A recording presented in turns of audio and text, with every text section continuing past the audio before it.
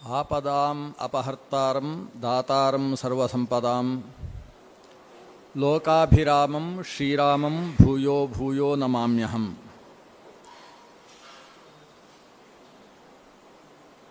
बुद्धिर्बलं यशोधैर्यं निर्भयत्वमरोगता अजाड्यं वाक्पटुत्वञ्च हनूमत्स्मरणाद् भवेत्।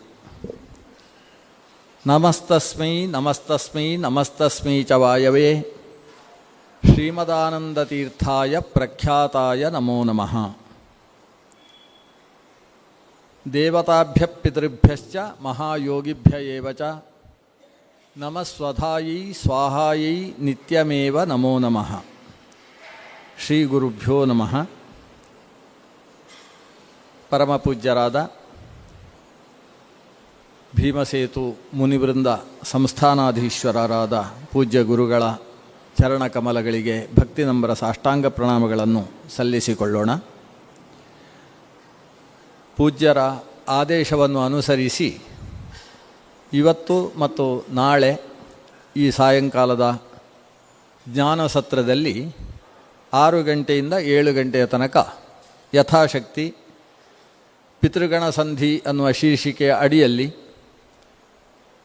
ಪಿತೃತತ್ವದ ಬಗ್ಗೆ, ಶ್ರಾದ್ದ ತತ್ವದ ಬಗ್ಗೆ ಕೆಲವು ವಿಷಯಗಳನ್ನು ಅನುಸಂಧಾನ ಮಾಡೋಣ. ಜಗನ್ನಾಥದಾಸರು ರಚಿಸಿದ ಕೃತಿ ಹರಿಕಥಾಮೃತ ಸಾರ. ಹರಿಕಥಾಮೃತ ಸಾರ ಗುರುಗಳ ಕರುಣದಿಂದ ಪನಿತು ಪೇಳುವೆ ಪರಮ ಭಗವದ್ಭಕ್ತರಿದನಾದರದಿ ಕೇಳುವುದು ಅಂತ ಪ್ರಾರಂಭ ಮಾಡ್ತಾರೆ. ಅಂದರೆ ಭಗವದ್ಭಕ್ತರು ಇದನ್ನು ಆದರದಲ್ಲಿ ಕೇಳಬೇಕು.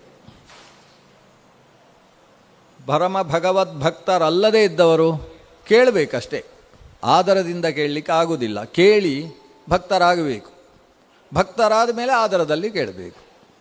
ಹಾಗಾಗಿ ಪರಮ ಭಗವದ್ಭಕ್ತರು ಇದನ್ನು ಆದರದಿ ಕೇಳುವುದು ಅಂತೇಳಿದರೆ ಭಗವದ್ಭಕ್ತರಲ್ಲದೇ ಇದ್ದವರು ಅದನ್ನು ಮುಟ್ಲಿಕ್ಕೂ ಹೋಗಬಾರ್ದು ಅಂತ ಅರ್ಥ ಅಲ್ಲ. ಭಕ್ತಿ ಇಲ್ಲದೇ ಇದ್ದವರಲ್ಲಿ ಭಕ್ತಿಯನ್ನು ಹುಟ್ಟಿಸುವುದಕ್ಕೋಸ್ಕರ ಇರತಕ್ಕಂಥದ್ದು ಹರಿಭಕ್ತಿ ಸಾರ. ಅದನ್ನು ಭಕ್ತಿ ಬರಬೇಕು ಅಂತಾದರೆ ಮಾಹಾತ್ಮೆ ತಿಳಿಬೇಕು. ಭಗವಂತನ ಮಹತ್ಯೆ ತಿಳಿಯದೆ ನಮಗೆ ಭಕ್ತಿ ಮಾಡು ಅಂತ ಆದೇಶ ಮಾಡಿದರೆ ಹೇಗೆ ಭಕ್ತಿ ಮಾಡಲಿಕ್ಕೆ ಸಾಧ್ಯ ಆಗ್ತದೆ? ಬತ್ತಿ ಮಾಡು ಅಂತೇಳಿದರೆ ಮಾಡಲಿಕ್ಕೆ ಆಗ್ತದೆ, ಬತ್ತಿ ಇಡು ಅಂತೇಳಿದರೆ ಇನ್ನೂ ಸುಲಭ ಆಗ್ತದೆ. ಆದರೆ ಭಕ್ತಿ ಮಾಡು ಅಂತ ಆದೇಶ ಕೊಟ್ಟರೆ ಮಾಡಲಿಕ್ಕೆ ಆಗೋದಿಲ್ಲ. ಮತ್ತೇನು ಅದು ಅಂಥ ಶಕ್ತಿ ಅಂತ ಅದರ ಮಹತ್ಯೆಯನ್ನು ಹೇಳಬೇಕು. ಆ ಮಾಹಾತ್ಮ್ಯ ಜ್ಞಾನ ನಮಗೆ ಬರ್ತಾ ಇದ್ದ ಹಾಗೆ ಇದು ಇಷ್ಟು ಅದು ಅಷ್ಟು ಅಂತ ಗೊತ್ತಾಗ್ತದೆ. ಇದು ಅಸಾರ, ಅದು ಸರ್ವಸಾರ. ಹರಿಭಕ್ತಿ ಸಾರ ಅಂದರೆ ಹಾಗೆ, ಅದು ಸರ್ವಸಾರ.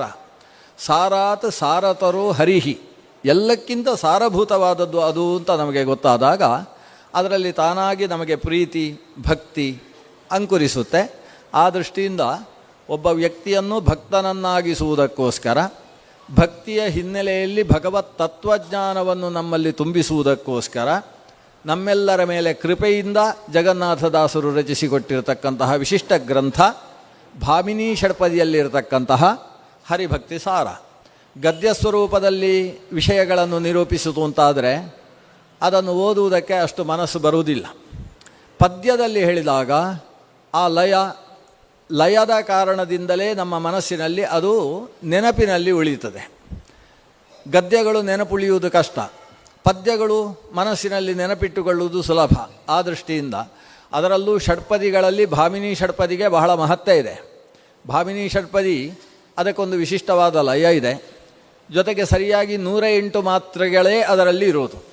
ಇದು ಮಾತ್ರ ಛಂದಸ್ಸು, ಅಕ್ಷರ ಛಂದಸ್ಸಲ್ಲ. ಹ್ರಸ್ವ ದೀರ್ಘ ಸಂಯುಕ್ತಾಕ್ಷರ ಮತ್ತು ದೀರ್ಘಾಕ್ಷರಗಳು 2 ಮಾತ್ರೆ ಅಂತ ಕರೆಸಿಕೊಂಡ್ರೆ ಹ್ರಸ್ವಾಕ್ಷರಗಳು ಏಕಮಾತ್ರೆ ಅಂತ ಕರೆಸಿಕೊಳ್ತವೆ. ಹೀಗೆ 2 3 2 3 2 3 2 3 2 3 2 3 2 3 2 3 1 ಅನ್ನುವ ಮಾತ್ರಾಗಣದ ವ್ಯವಸ್ಥೆಯಲ್ಲಿ ಒಟ್ಟು 108 ಮಾತ್ರೆಗಳು ಸೇರಿತು ಅಂತಾದರೆ ಒಂದು ಪದ್ಯ ಆಗ್ತದೆ. ಹರಿಕ ಥಾಮೃತ ಸಾರ ಗುರುಗಳ 4 3 4 3 ಅಲ್ಲ 3 4 3 4 ಈ ವ್ಯವಸ್ಥೆಯಲ್ಲಿ ಲೆಕ್ಕಾಚಾರದಲ್ಲಿ ಸಾಗಿತು ಅಂತಾದರೆ 108 ಮಾತ್ರೆಗಳ ಛಂದಸ್ಸು. ಹಾಗಾಗಿ ಭಾಮಿನಿ ಷಟ್ಪದಿಯನ್ನು ನಂತರದ ಕವಿಗಳು ಸಂಸ್ಕೃತಕ್ಕೂ ತೆಗೆದುಕೊಂಡು ಸಂಸ್ಕೃತದಲ್ಲೂ ಕೂಡ ಭಾಮಿನಿ ಷಡ್ಪದಿಯ ಪದ್ಯಗಳನ್ನು ಮಾಡಿದ ಅನೇಕ ಆಧುನಿಕ ಕವಿಗಳಿದ್ದಾರೆ. ಅಷ್ಟು ಸುಂದರವಾದ ಕರ, ಕುಸುಮ, ಭೋಗ, ಭಾಮಿನಿ, ವಾರ್ಧಕ ಅಂತ ಏನು 8 ಅಕ್ಷರಗಣಗಳ ಷಡ್ಪದಿ ಛಂದಸ್ಸುಗಳಿದ್ದಾವೆ. ಅದರಲ್ಲಿ ವಿಶಿಷ್ಟವಾದದ್ದು ಭಾಮಿನಿ. ಭಾಮಿನಿ ಅಂತ ಹೇಳಿದರೆ ಅಲಂಕಾರ ಮಾಡಿಕೊಂಡ ಸುಂದರಿಯಾದ ಹೆಣ್ಣು ಮಗಳು ಅಂತ ಅರ್ಥ. ಆಕೆ ಹೇಗೆ ನಿಧಾನಕ್ಕೆ ಕಾಲಿಟ್ಟುಕೊಂಡು ನೋಡುವವರು ಸ್ವಲ್ಪ ಅವಳು ನಡೆದಾಡುವುದನ್ನು ನೋಡಬೇಕು ಅಂತ ಅನಿಸುವ ಹಾಗೆ ವಯ್ಯಾರದಿಂದ ನಡಿತಾಳೋ, ಆ ರೀತಿಯ ವಯ್ಯಾರದ ನಡೆಯುಳ್ಳಂಥ ಒಂದು ವಿಶಿಷ್ಟವಾದ ಛಂದಸ್ಸು ಭಾಮಿನಿ ಛಂದಸ್ಸು. ಆ ಛಂದಸ್ಸನ್ನೇ ಅನುಸರಿಸಿ ಕನಕದಾಸರು ಹರಿಭಕ್ತಿ ಸಾರವನ್ನು ರಚಿಸಿದರು. ಜಗನ್ನಾಥದಾಸರು ಹರಿಕಥಾಮೃತ ಸಾರವನ್ನು ಅದೇ ಛಂದಸ್ಸಿನಲ್ಲಿ ರಚಿಸಿದ್ದಾರೆ. ಕುಮಾರವ್ಯಾಸನಂತೂ ಅದೇ ಛಂದಸ್ಸನ್ನು ಇಟ್ಟುಕೊಂಡು ಮಹಾಭಾರತದ ಸಮಗ್ರ ಪೂರ್ವಚರಿತೆಯನ್ನು, ಮಹಾಭಾರತದ ಉತ್ತರ ಚರಿತೆಯನ್ನು ಬಿಟ್ಟು ಯುದ್ಧ ಪರ್ಯಂತವಾದ ಚರಿತೆಯನ್ನು, ನಂತರದ ಭಾಗವನ್ನು ಸ್ವಲ್ಪ ಸೇರಿಸಿ ಆಮೇಲೆ ಜೈಮಿನಿ ಭಾರತ ಅಂತ ಮುಂದಿನ ಭಾಗವನ್ನು ಬರೆದ ಭಾರತವನ್ನು ಪೂರ್ತಿಯಾಗಿ ಭಾಮಿನಿ ಛಂದಸ್ಸಲ್ಲಿ ಬರೆದದ್ದನ್ನು ಕಾಣ್ತೇವೆ. ಅಂಥ ಒಂದು ವಿಶಿಷ್ಟವಾದ ಗ್ರಂಥ ಹರಿಕಥಾಮೃತ ಸಾರ. ಇಷ್ಟು ನಾನು ಹರಿಕಥಾಮೃತ ಸಾರದ ಬಗ್ಗೆ ಹೇಳುವುದು. ನಾನು ಹೇಳದೆ ಹೋದರೆ ನಮಗೆ ರಮೇಶ ಹತ್ತಾರರು ನನ್ನನ್ನು ಬೈತಿದ್ರು. ನಾನು ಆ ಹೆಸರು ಹಾಕಿದ್ದೇನೆ, ನೀವು ಹೇಳಲಿಲ್ಲ ಅಂದರೆ ಏನರ್ಥ ಅಂತ. ಪೂಜ್ಯ ಶ್ರೀಪಾದರು ಇನ್ನೊಂದು ಆದೇಶವನ್ನು ಕೊಟ್ಟಿದ್ದಾರೆ. ನೀವು ಹರಿಕಥಾಮೃತ ಸಾರದ ಪದ್ಯ ಹೇಳಿ ಅರ್ಥ ಹೇಳಿದರೆ ಇವತ್ತು ಇಷ್ಟು ಜನ ಇದ್ದಾರೆ, ನಾಳೆ ಇನ್ನಷ್ಟು ಕುರ್ಚಿಗಳು ಖಾಲಿ ಇರುವ ಸಾಧ್ಯತೆ ಇದೆ, ಜಾಗ್ರತೆಯಾಗಿರಿ ಅಂತ ಒಂದು ನಿರ್ದೇಶನ ಕೊಟ್ಟಿದ್ದಾರೆ. ಹಾಗೆ ಆ ನಿರ್ದೇಶನವನ್ನು ಅನುಸರಿಸಿಕೊಂಡು ನಾನು ಪಿತೃಗಣ ಸಂಧಿ ಅನ್ನುವ ಶೀರ್ಷಿಕೆಯ ಅಡಿಯಲ್ಲಿ ಅಲ್ಲಿರುವ ವಿಷಯವೇ, ಹರಿಕಥಾಮೃತ ಸಾರ ಬಿಟ್ಟು ಎಲ್ಲೆಲ್ಲಿಗೂ ಹೋಗುವುದಿಲ್ಲ, ಆದರೆ ಅಲ್ಲಿ ಕೆಲವು ವಿಶಿಷ್ಟವಾದ ವಿಷಯಗಳಿದ್ದಾವೆ. ಅಂಥ ವಿಷಯಗಳು ನಮ್ಮ ಜೀವನದಲ್ಲಿ ಒಂದು ಬಾರಿಯೂ ಅನುಸಂಧಾನ ಮಾಡುವುದಕ್ಕೆ ನಾವು ಇಟ್ಟುಕೊಳ್ಳುವ ವಿಷಯ ಅಲ್ಲ ಅನ್ನುವಷ್ಟು ಅಪ್ರಸಿದ್ಧವಾದ ಅನೇಕ ವಿಷಯಗಳಿದ್ದಾವೆ. ಅಂಥ ವಿಷಯಗಳನ್ನು ಬಿಟ್ಟು ಆದರೆ ನಮ್ಮಲ್ಲಿ ಅನಿವಾರ್ಯ ತಿಳಿದಿರಬೇಕು ಅನ್ನುವ ವಿಷಯಗಳನ್ನಷ್ಟೇ ನಾನು ಒಟ್ಟಂದದಲ್ಲಿ ನಿಮ್ಮ ಮುಂದೆ ನಿರೂಪಿಸುವುದಕ್ಕೆ ಪ್ರಯತ್ನ ಪಡ್ತೇನೆ. ಪಿತೃಕರ್ಮ ಅನ್ನುವುದು ಒಂದು ಶಬ್ದ ಮನುಷ್ಯನಾದವನಿಗೆ ಬಹಳ ಮುಖ್ಯ. ಅದನ್ನು ನಡೆಸುವುದಕ್ಕೆ ಇಂತಹ ವರ್ಣದವ ಅಥವಾ ಇಂಥವ ಲಿಂಗದವ ಅನ್ನೋದು, ಲಿಂಗ ಜಾತಿ ವ್ಯವಸ್ಥೆಯನ್ನು ಮೀರಿ ಪಿತೃಕರ್ಮ ಅನ್ನುವುದು ನಮ್ಮ ಭಾರತೀಯ ಸನಾತನ ಪದ್ಧತಿಯಲ್ಲಿ ಇರತಕ್ಕಂಥದ್ದು. ಪ್ರತಿಯೊಬ್ಬರೂ ನಡೆಸಬೇಕಾದದ್ದು ಪಿತೃಕರ್ಮ. ಮಾತೃಕರ್ಮ ಅಂತ ಮತ್ತೊಂದಿಲ್ಲ, ಪಿತೃಕರ್ಮ ಅಂತ ಮಾತ್ರ ಇರುವುದು. ಸಂಸ್ಕೃತದಲ್ಲಿ ಪಿತೃ ಅನ್ನುವ ಶಬ್ದದ ಅಡಿಯಲ್ಲಿ ಮಾತೃ ಸೇರಿಬಿಡ್ತಾಳೆ. ಪಿತೃ ಅನ್ನುವ ಶಬ್ದ ಜಗತಃ ಪಿತರವು ಒಂದೇ ಪಾರ್ವತಿ ಪರಮೇಶ್ವರವು ಅಂತ ನೀವೆಲ್ಲ ಕೇಳಿರ್ಬೋದು. ಇದು ಕಾಳಿದಾಸ ರಘುವಂಶಂ ಅಂತ ಹೇಳುವ ಒಂದು ಮಹಾಕಾವ್ಯದ ಆರಂಭದಲ್ಲಿ ಹೇಳುವುದು. ವಾಗರ್ಥಾವಿವ ಸಂಪೃಕ್ತವು ವಾಗರ್ಥ ಪ್ರತಿಪತ್ತಯೇ ಜಗತಃ ಪಿತರವು ಒಂದೇ. ಯಾರು ಜಗತ್ತಿನ ಪಿತೃಗಳು? ಪಾರ್ವತಿ ಪರಮೇಶ್ವರರು. ಹಾಗಾದರೆ ಪಿತರವು ಅನ್ನುವ ಶಬ್ದಕ್ಕೆ ಏನರ್ಥ ಅಂದರೆ ತಂದೆ ತಾಯಿಯರು ಅಂತ ಅರ್ಥ. ಮಾತಾಚ ಪಿತಾಚ ಪಿತರವು, ಹೀಗೆ ಅದಕ್ಕೆ ವಿಗ್ರಹ. ಪಿತೃ ಅನ್ನುವ ಶಬ್ದದಲ್ಲಿ ಮಾತೃ ಸೇರಿಬಿಡ್ತದೆ. ಹಾಗಾಗಿ ನಮ್ಮ ಮನೆಯಲ್ಲಿ ಇವತ್ತು ತಾಯಿಯ ಶ್ರಾದ್ದ ಇದೆ ಅಂತ ಕನ್ನಡದಲ್ಲಿ ಹೇಳ್ಬೋದು. ಸಂಸ್ಕೃತದಲ್ಲಿ ಹೇಳುವಾಗ ನಮ್ಮ ಮನೆಯಲ್ಲಿ ಪಿತೃಕಾರ್ಯ, ಅಸ್ಮಾಕಂ ಗೃಹೇ ಅದ್ಯ ಪಿತೃಕಾರ್ಯಮಸ್ತಿ ಆಗಚ್ಚಂದು. ಮಾತೃಕಾರ್ಯಮಸ್ತಿ ಅಂತ ಯಾರಾದರೂ ಪ್ರಯೋಗಿಸಿದರೆ ಅವನಿಗೆ ಸಂಸ್ಕೃತ ಬರುವುದಿಲ್ಲ ಅಂತ ಅರ್ಥ. ಆ ಶಬ್ದವನ್ನು ಯಾವುದೇ ಸ್ಮೃತಿಕಾರ ಮಾತೃಕಾರ್ಯ ಅನ್ನುವ ಶಬ್ದವನ್ನು ಬಳಸುವುದಿಲ್ಲ. ತಾಯಿಯ ಶ್ರಾದ್ದವನ್ನು ಕೂಡ ಕರೆಯುವುದು ಪಿತೃಕಾರ್ಯ ಎಂಬುದಾಗಿಯೇ. ಅದರಿಂದ ಪಿತೃಕರ್ಮ ಪಿತೃಕಾರ್ಯ ಅನ್ನುವುದು ಒಂದು ಪ್ರಮುಖವಾದಂತಹ ವಿಷಯ. ಯಾಕೆ ಅಂತೇಳಿದರೆ ನಾವು ಮಾಡ್ತಾ ಇದ್ದೇವೆ. ನಮ್ಮಲ್ಲಿ ದೇವತಾ ಕರ್ಮಕ್ಕಿಂತ ಹೆಚ್ಚಿನ ಮಹತ್ವ ಪಿತೃಕಾರ್ಯಕ್ಕಿದೆ. ನಮ್ಮಲ್ಲಿ ಯಾಕೆ? ಶಾಸ್ತ್ರದಲ್ಲಿ ಅದು ಹೇಳಿರುವಂಥದ್ದು. ದೇವಕಾರ್ಯಾದಪಿ ಮುನೇ ಪಿತೃಕಾರ್ಯಂ ವಿಶಿಷ್ಯತೆ. ಇದು ಹರಿವಂಶದಲ್ಲಿ ಬರುವಂತಹ ಮಾತು. ದೇವಕಾರ್ಯಕ್ಕಿಂತ ಪಿತೃಕಾರ್ಯ ವಿಶೇಷ ಯಾಕೆ? ಪಿತೃಕಾರ್ಯವನ್ನು ಮಾಡದೇ ಇದ್ದಂತಹ ವ್ಯಕ್ತಿಗೆ ದೇವಕಾರ್ಯದಲ್ಲೂ ಕೂಡ ಅಧಿಕಾರ ಸಂಪತ್ತಿ ಇರುವುದಿಲ್ಲ. ಶ್ರಾದ್ದವನ್ನು ಮಾಡದೇ ಇದ್ದವ ಅನಂತನ ವ್ರತವನ್ನು ಮಾಡುವುದಕ್ಕೆ ಅಧಿಕಾರಿ ಅಲ್ಲ. ಶ್ರಾದ್ದವನ್ನು ಮಾಡದೇ ಇದ್ದವ ಚತುರ್ಥಿಯ ದಿವಸ ಗಣಪತಿಯನ್ನು ಮನೆಯಲ್ಲಿ ಕೂಡಿಸಿ ಪೂಜೆ ಮಾಡುವುದಕ್ಕೂ ಅಧಿಕಾರವನ್ನು ಕಳ್ಕೊಳ್ತಾನೆ. ಪ್ರತಿನಿತ್ಯ ಶಾಲಗ್ರಾಮಾದಿ ಅರ್ಚನೆಯನ್ನು ಮಾಡುವ ಅಧಿಕಾರವೂ ಕೂಡ ಅವನ ಕೈಯಿಂದ ಜಾರಿ ಹೋಗ್ತದೆ. ದೇವಕಾರ್ಯದಲ್ಲಿ ಅವನಿಗೆ ಅಧಿಕಾರ ಬರಬೇಕಾದರೆ ಪಿತೃಕಾರ್ಯವನ್ನು ಆತ ಬಿಡುವಂತಿಲ್ಲ. ಇದು ವಿಧಿ. ಪಿತೃಕಾರ್ಯ ಅಂತ ಹೇಳಿದ ಕೂಡಲೇ ನಮಗೆ ಸಾಂವತ್ಸರಿಕ ಶ್ರಾದ್ದ ಅನ್ನುವುದು ನೆನಪಾಗ್ತದೆ. ವರ್ಷಕ್ಕೊಂದು ಬಾರಿ ಮಾಡತಕ್ಕಂತಹ ಸಾಂವತ್ಸರಿಕ ಶ್ರಾದ್ದ ಅದು ಪಿತೃಕಾರ್ಯ. ಸಾಮಾನ್ಯವಾಗಿ ನಮ್ಮ ಮನಸ್ಸಿನಲ್ಲಿ ಬರತಕ್ಕಂಥ ವಿಷಯ ಇದು. ಅದಷ್ಟೇ ಪಿತೃಕಾರ್ಯವೂ? ಪಿತೃಕಾರ್ಯ ತಂದೆ ತಾಯಿಯರು ಬದುಕಿರುವಾಗ ಶುರು ಆಗ್ತದೆ. ನಾವು ಆ ಹೊತ್ತಿಗೆ ಅವನು ಪಿತೃಕಾರ್ಯ ಮಾಡ್ತಾ ಇದ್ದಾನೆ ಅಂತೇಳಿದರೆ ಕಲ್ಲು ಹೊಡೆಯುವಂಥ ಪ್ರಸಂಗ ಉಂಟು. ಆದರೆ ಪಿತೃಕಾರ್ಯ ಅಂತೇಳಿದರೆ ಬದುಕಿರುವಾಗ ತಂದೆ ತಾಯಿಯರ ಮಾತನ್ನು ಸರಿಯಾಗಿ ನಡೆಸಿಕೊಡಬೇಕು, ಅವರ ಮನಸ್ಸಿಗೆ ಇಷ್ಟವಾಗುವ ಹಾಗೆ ನಡೆಯಬೇಕು. ಇದು ಒಂದು ಪಿತೃಕಾರ್ಯ. ಒಂದು ವಿಷಯ ಗಮನಿಸಬೇಕಾದ್ದು, ನಾವು ಪಿತೃಕಾರ್ಯ ಯಾಕೆ ಮಾಡುವುದು ಅಂತ ಕೇಳಿದರೆ ಒಬ್ಬ ಉತ್ತರ ಕೊಡ್ತಾನೆ, ನಾವು ಪಿತೃಕಾರ್ಯ ಮಾಡದೇ ಹೋದರೆ ಪಾಪ ಅವರು ನರಕದಲ್ಲಿ ಬೀಳ್ತಾರೆ ಪಿತೃಗಳು, ಆದ್ದರಿಂದ ಅವರ ಉದ್ಧಾರಕ್ಕೋಸ್ಕರ ನಾವು ಪಿತೃಕಾರ್ಯ ಮಾಡಬೇಕು. ಇದು ಅತ್ಯಂತ ಸುಳ್ಳಾದ ವಿಷಯ. ಇದನ್ನು ಮೊದಲು ತೆಗೆದು ಬದಿಗಿಡಬೇಕು. ನಾವು ನಮ್ಮ ತಂದೆ ತಾಯಿಯರನ್ನು ನರಕಕ್ಕೆ ಬೀಳದೇ ಇದ್ದ ಹಾಗೆ ಉದ್ಧಾರ ಮಾಡುವುದಕ್ಕೋಸ್ಕರ ನಾವು ಪಿತೃಕಾರ್ಯ ಮಾಡ್ತೇವೆ ಅನ್ನುವ ಭಾವನೆ ಶಾಸ್ತ್ರದಿಂದಲೇ ಬಂದದ್ದು. ಆದರೆ ಸರಿಯಲ್ಲ. ಈ ಭಾವನೆ ಬರುವುದಕ್ಕೆ ಕಾರಣ ಶಾಸ್ತ್ರವೇ. ಯಾಕಂದರೆ ಶಾಸ್ತ್ರದಲ್ಲಿ ಪುತ್ರ ಅನ್ನುವ ಶಬ್ದಕ್ಕೆ ವ್ಯಾಖ್ಯಾನ ಮಾಡ್ತಾರೆ. ಪುತ್ರ ಅಂದರೆ ಏನು?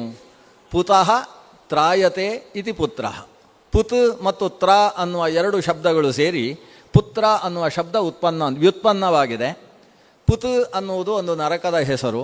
ಒಂದು ನರಕ ಅಲ್ಲ, ನಿಜವಾಗಿ ಪುತ್ ಅಂದರೆ ನರಕ ಅಂತಲೇ ಅರ್ಥ. ಪುನ್ನಾಮಕ ನರಕ ಅಲ್ಲ. ಪುನ್ನಾಮಕ ನರಕ ಅಂದರೆ ಪುತ್ ಎಂಬ ಹೆಸರುಳ್ಳಂತಹ ನರಕ. ಅಂದರೆ ಪುತ್ ಅಂದರೆ ಹೆಸರಿಲ್ಲದ ಮತ್ತೊಂದು ನರಕ ಇಲ್ಲ. ಪುತ್ ಅಂದರೆ ನರಕ ಅಂತಲೇ ಅರ್ಥ. ಪುತನಿಂದ ಎಲ್ಲಿ ಕಷ್ಟವನ್ನು ಅನುಭವಿಸ್ತಾನೆ ಅದಕ್ಕೆ ಸಂಸ್ಕೃತದಲ್ಲಿ ಪುತ್ ಅಂತ ಹೆಸರು, ನರಕ ಅಂತ ಹೆಸರು. ಆ ನರಕದಿಂದ ತ್ರಾಣ ಮಾಡುವವನು, ತ್ರ ಅಂದರೆ ರಕ್ಷಿಸುವವ, ಅವನಿಗೆ ಪುತ್ರ ಅಂತ ಹೆಸರು. ಪುತ್ರಿ ಅಂದರು ಪುತ್ರನ ತಂಗಿ ಅಥವಾ ಪುತ್ರನ ಅಕ್ಕ, ಹಾಗಲ್ಲ. ಅವಳು ಕೂಡ ಪುತಃ ತ್ರಾಯತೆ ಇದಿ ಪುತ್ರಿ. ಪುತ್ರಿಗೂ ಕೂಡ ಪುತ್ರಾಣ ಅನ್ನುವ ಶಬ್ದದಿಂದಲೇ ನಿಷ್ಪತ್ತಿ ಉಂಟಾಗಿರುವುದು. ಹಾಗಾದರೆ ಏನು? ಇವನು ಶ್ರಾದ್ದ ಮಾಡುವುದರಿಂದ ಪುತನಿಂದ ರಕ್ಷಣೆ ಕೊಡುವುದು. ಇಲ್ಲದೆ ಹೋದರೆ, ಮಕ್ಕಳು ಶ್ರಾದ್ದ ಮಾಡದೆ ಹೋದರೆ ಅಪ್ಪ ಅಮ್ಮಂದಿರು ಪುತನಲ್ಲಿ ಹೋಗಿ ಬೀಳ್ತಾರೆ. ಹೀಗೊಂದು ಭಾವನೆ ಬರ್ತದೆ. ಆದರೆ ಅದು ಸರಿಯಾದ ಭಾವ ಅಲ್ಲ. ತ್ರಾತಾಯ ಏವ ನರಕಾತ್ ಸಹಿ ಪುತ್ರನಾಮ, ಹೀಗೊಂದು ಮಾತು ಮಧ್ವವಿಜಯದಲ್ಲಿ, ಸುಮಧ್ವವಿಜಯದಲ್ಲಿ ಉಲ್ಲೇಖ ಇದೆ. ನರಕದಿಂದ ಸಂರಕ್ಷಣೆ ಮಾಡತಕ್ಕಂಥವನೇ ಪುತ್ರ ಅಂತ ಕರೆಸಿಕೊಳ್ಳುವುದು. ಆದರೆ ನಮ್ಮ ಪುತ್ರರೆಲ್ಲ ನರಕದ ಸಂರಕ್ಷಣೆ ಮಾಡ್ತಾರಾ? ಇಲ್ಲಂತೆ. ಮುಖ್ಯಾವನಂ ನ ಸುಲಭಂ ಪುರುಷಾತ್ ಅಪೂರ್ಣಾತ್. ಅಪೂರ್ಣರಾದಂತಹ ನಮ್ಮಂಥ ವ್ಯಕ್ತಿಗಳು ನಿಜವಾದ ನರಕದಿಂದ ಸಂರಕ್ಷಣೆ, ನರಕಕ್ಕೆ ಬೀಳದೇ ಇದ್ದ ಹಾಗೆ ರಕ್ಷಣೆ ಕೊಡುವುದಕ್ಕೆ ಸಾಧ್ಯ ಇಲ್ಲ. ಅದು ಯಾರು ಕೊಡ್ಬೋದು? ಅದು ಎತ್ತರದ ವ್ಯಕ್ತಿಗಳು ಕೊಡ್ಬೋದು. ಅದಕ್ಕೋಸ್ಕರ ನಮ್ಮ ನಡಿಲ್ಲಾಯರು ನಮ್ಮ ಭಗವಂತನೇ ಮಗನಾಗಿ ಹುಟ್ಟಬೇಕು, ಇಲ್ಲೇ ಹೋದರೆ ಮುಖ್ಯ ಪ್ರಾಣದೇವರು ಮಗನಾಗಿ ಹುಟ್ಟಬೇಕು ಅಂತ ಮಧ್ಯಗೇಹ ಭಟ್ರು ನಡಿಲ್ಲಾಯರು ಅವರು ನಮ್ಮ ಅನಂತೇಶ್ವರ ದೇವರನ್ನು ಪೂಜೆ ಮಾಡಿದರು ಅಂತ ಮಧ್ವವಿಜಯದಲ್ಲಿ ಬರ್ತದೆ. ಮಗನಿಂದ ಸಂರಕ್ಷಣೆ ಅಲ್ಲ, ಮಗನಿಂದ ಸಂರಕ್ಷಣೆ ಅನ್ನುವುದಕ್ಕೆ ಅದೇ ವ್ಯಾಖ್ಯಾನಕಾರರು ಮಾಡಿದ್ದಾರೆ. ಯಾವುದರಲ್ಲಿ? ಹರಿವಂಶದಲ್ಲಿ. ಏನಂದರೆ, ಕೆಲವೊಂದು ಸಲ ಪಿತೃಗಳು ಅಂದರೆ ತಂದೆ ತಾಯಿಯರು ತಮ್ಮದ್ದಾದಂತಹ ಕರ್ಮದಿಂದಲೇ ಅವರಿಗೆ ಶ್ರೇಯಸ್ಸು, ಮಗನ ಕರ್ಮದಿಂದ ಅಲ್ಲ. ಅವರವರೇ ಸಾಧನೆ ಮಾಡಿಕೊಳ್ಳುವುದು. ಆದರೆ ಯಾವುದೋ ಪ್ರತಿಬಂಧಕಗಳು ಅವರಿಗೆ ವೈಕುಂಠ ಪ್ರಾಪ್ತಿಗೆ ಅಥವಾ ವಸ್ವಾದಿ ಪುಣ್ಯಲೋಕ ಪ್ರಾಪ್ತಿಗೆ ಪ್ರತಿಬಂಧಕವಾಗಿ ನಿಂತಿರ್ತವೆ. ಆ ಪ್ರತಿಬಂಧಕಗಳನ್ನು ದೂರೀಕರಿಸುವುದು ಪುತ್ರ ಮಾಡುವ ಕರ್ಮದಿಂದ ಆಗ್ತದೆ. ಇದಕ್ಕೆ ಉದಾಹರಣೆಯನ್ನು ಮಹಾಭಾರತದ ಒಂದು ಕಥೆಯನ್ನು ಉಲ್ಲೇಖ ಕೊಡ್ತಾರೆ. ಮಹಾಭಾರತದಲ್ಲಿ ಧರ್ಮರಾಜನಿಗೆ ನಾರದರು ಬಂದು ಹೇಳ್ತಾರೆ, ಎಲ್ಲ ಸಭೆಗಳನ್ನು ನಾನು ನೋಡಿ ಬಂದಿದ್ದೇನೆ, ಭಾರಿ ಭಾರಿ ಸಭಾಮಂಟಪಗಳುಂಟು, ಆದರೆ ನಿಮ್ಮ ಸಭಾಮಂಟಪ ಅವೆಲ್ಲಕ್ಕಿಂತಲೂ ಚೆನ್ನಾಗಿದೆ.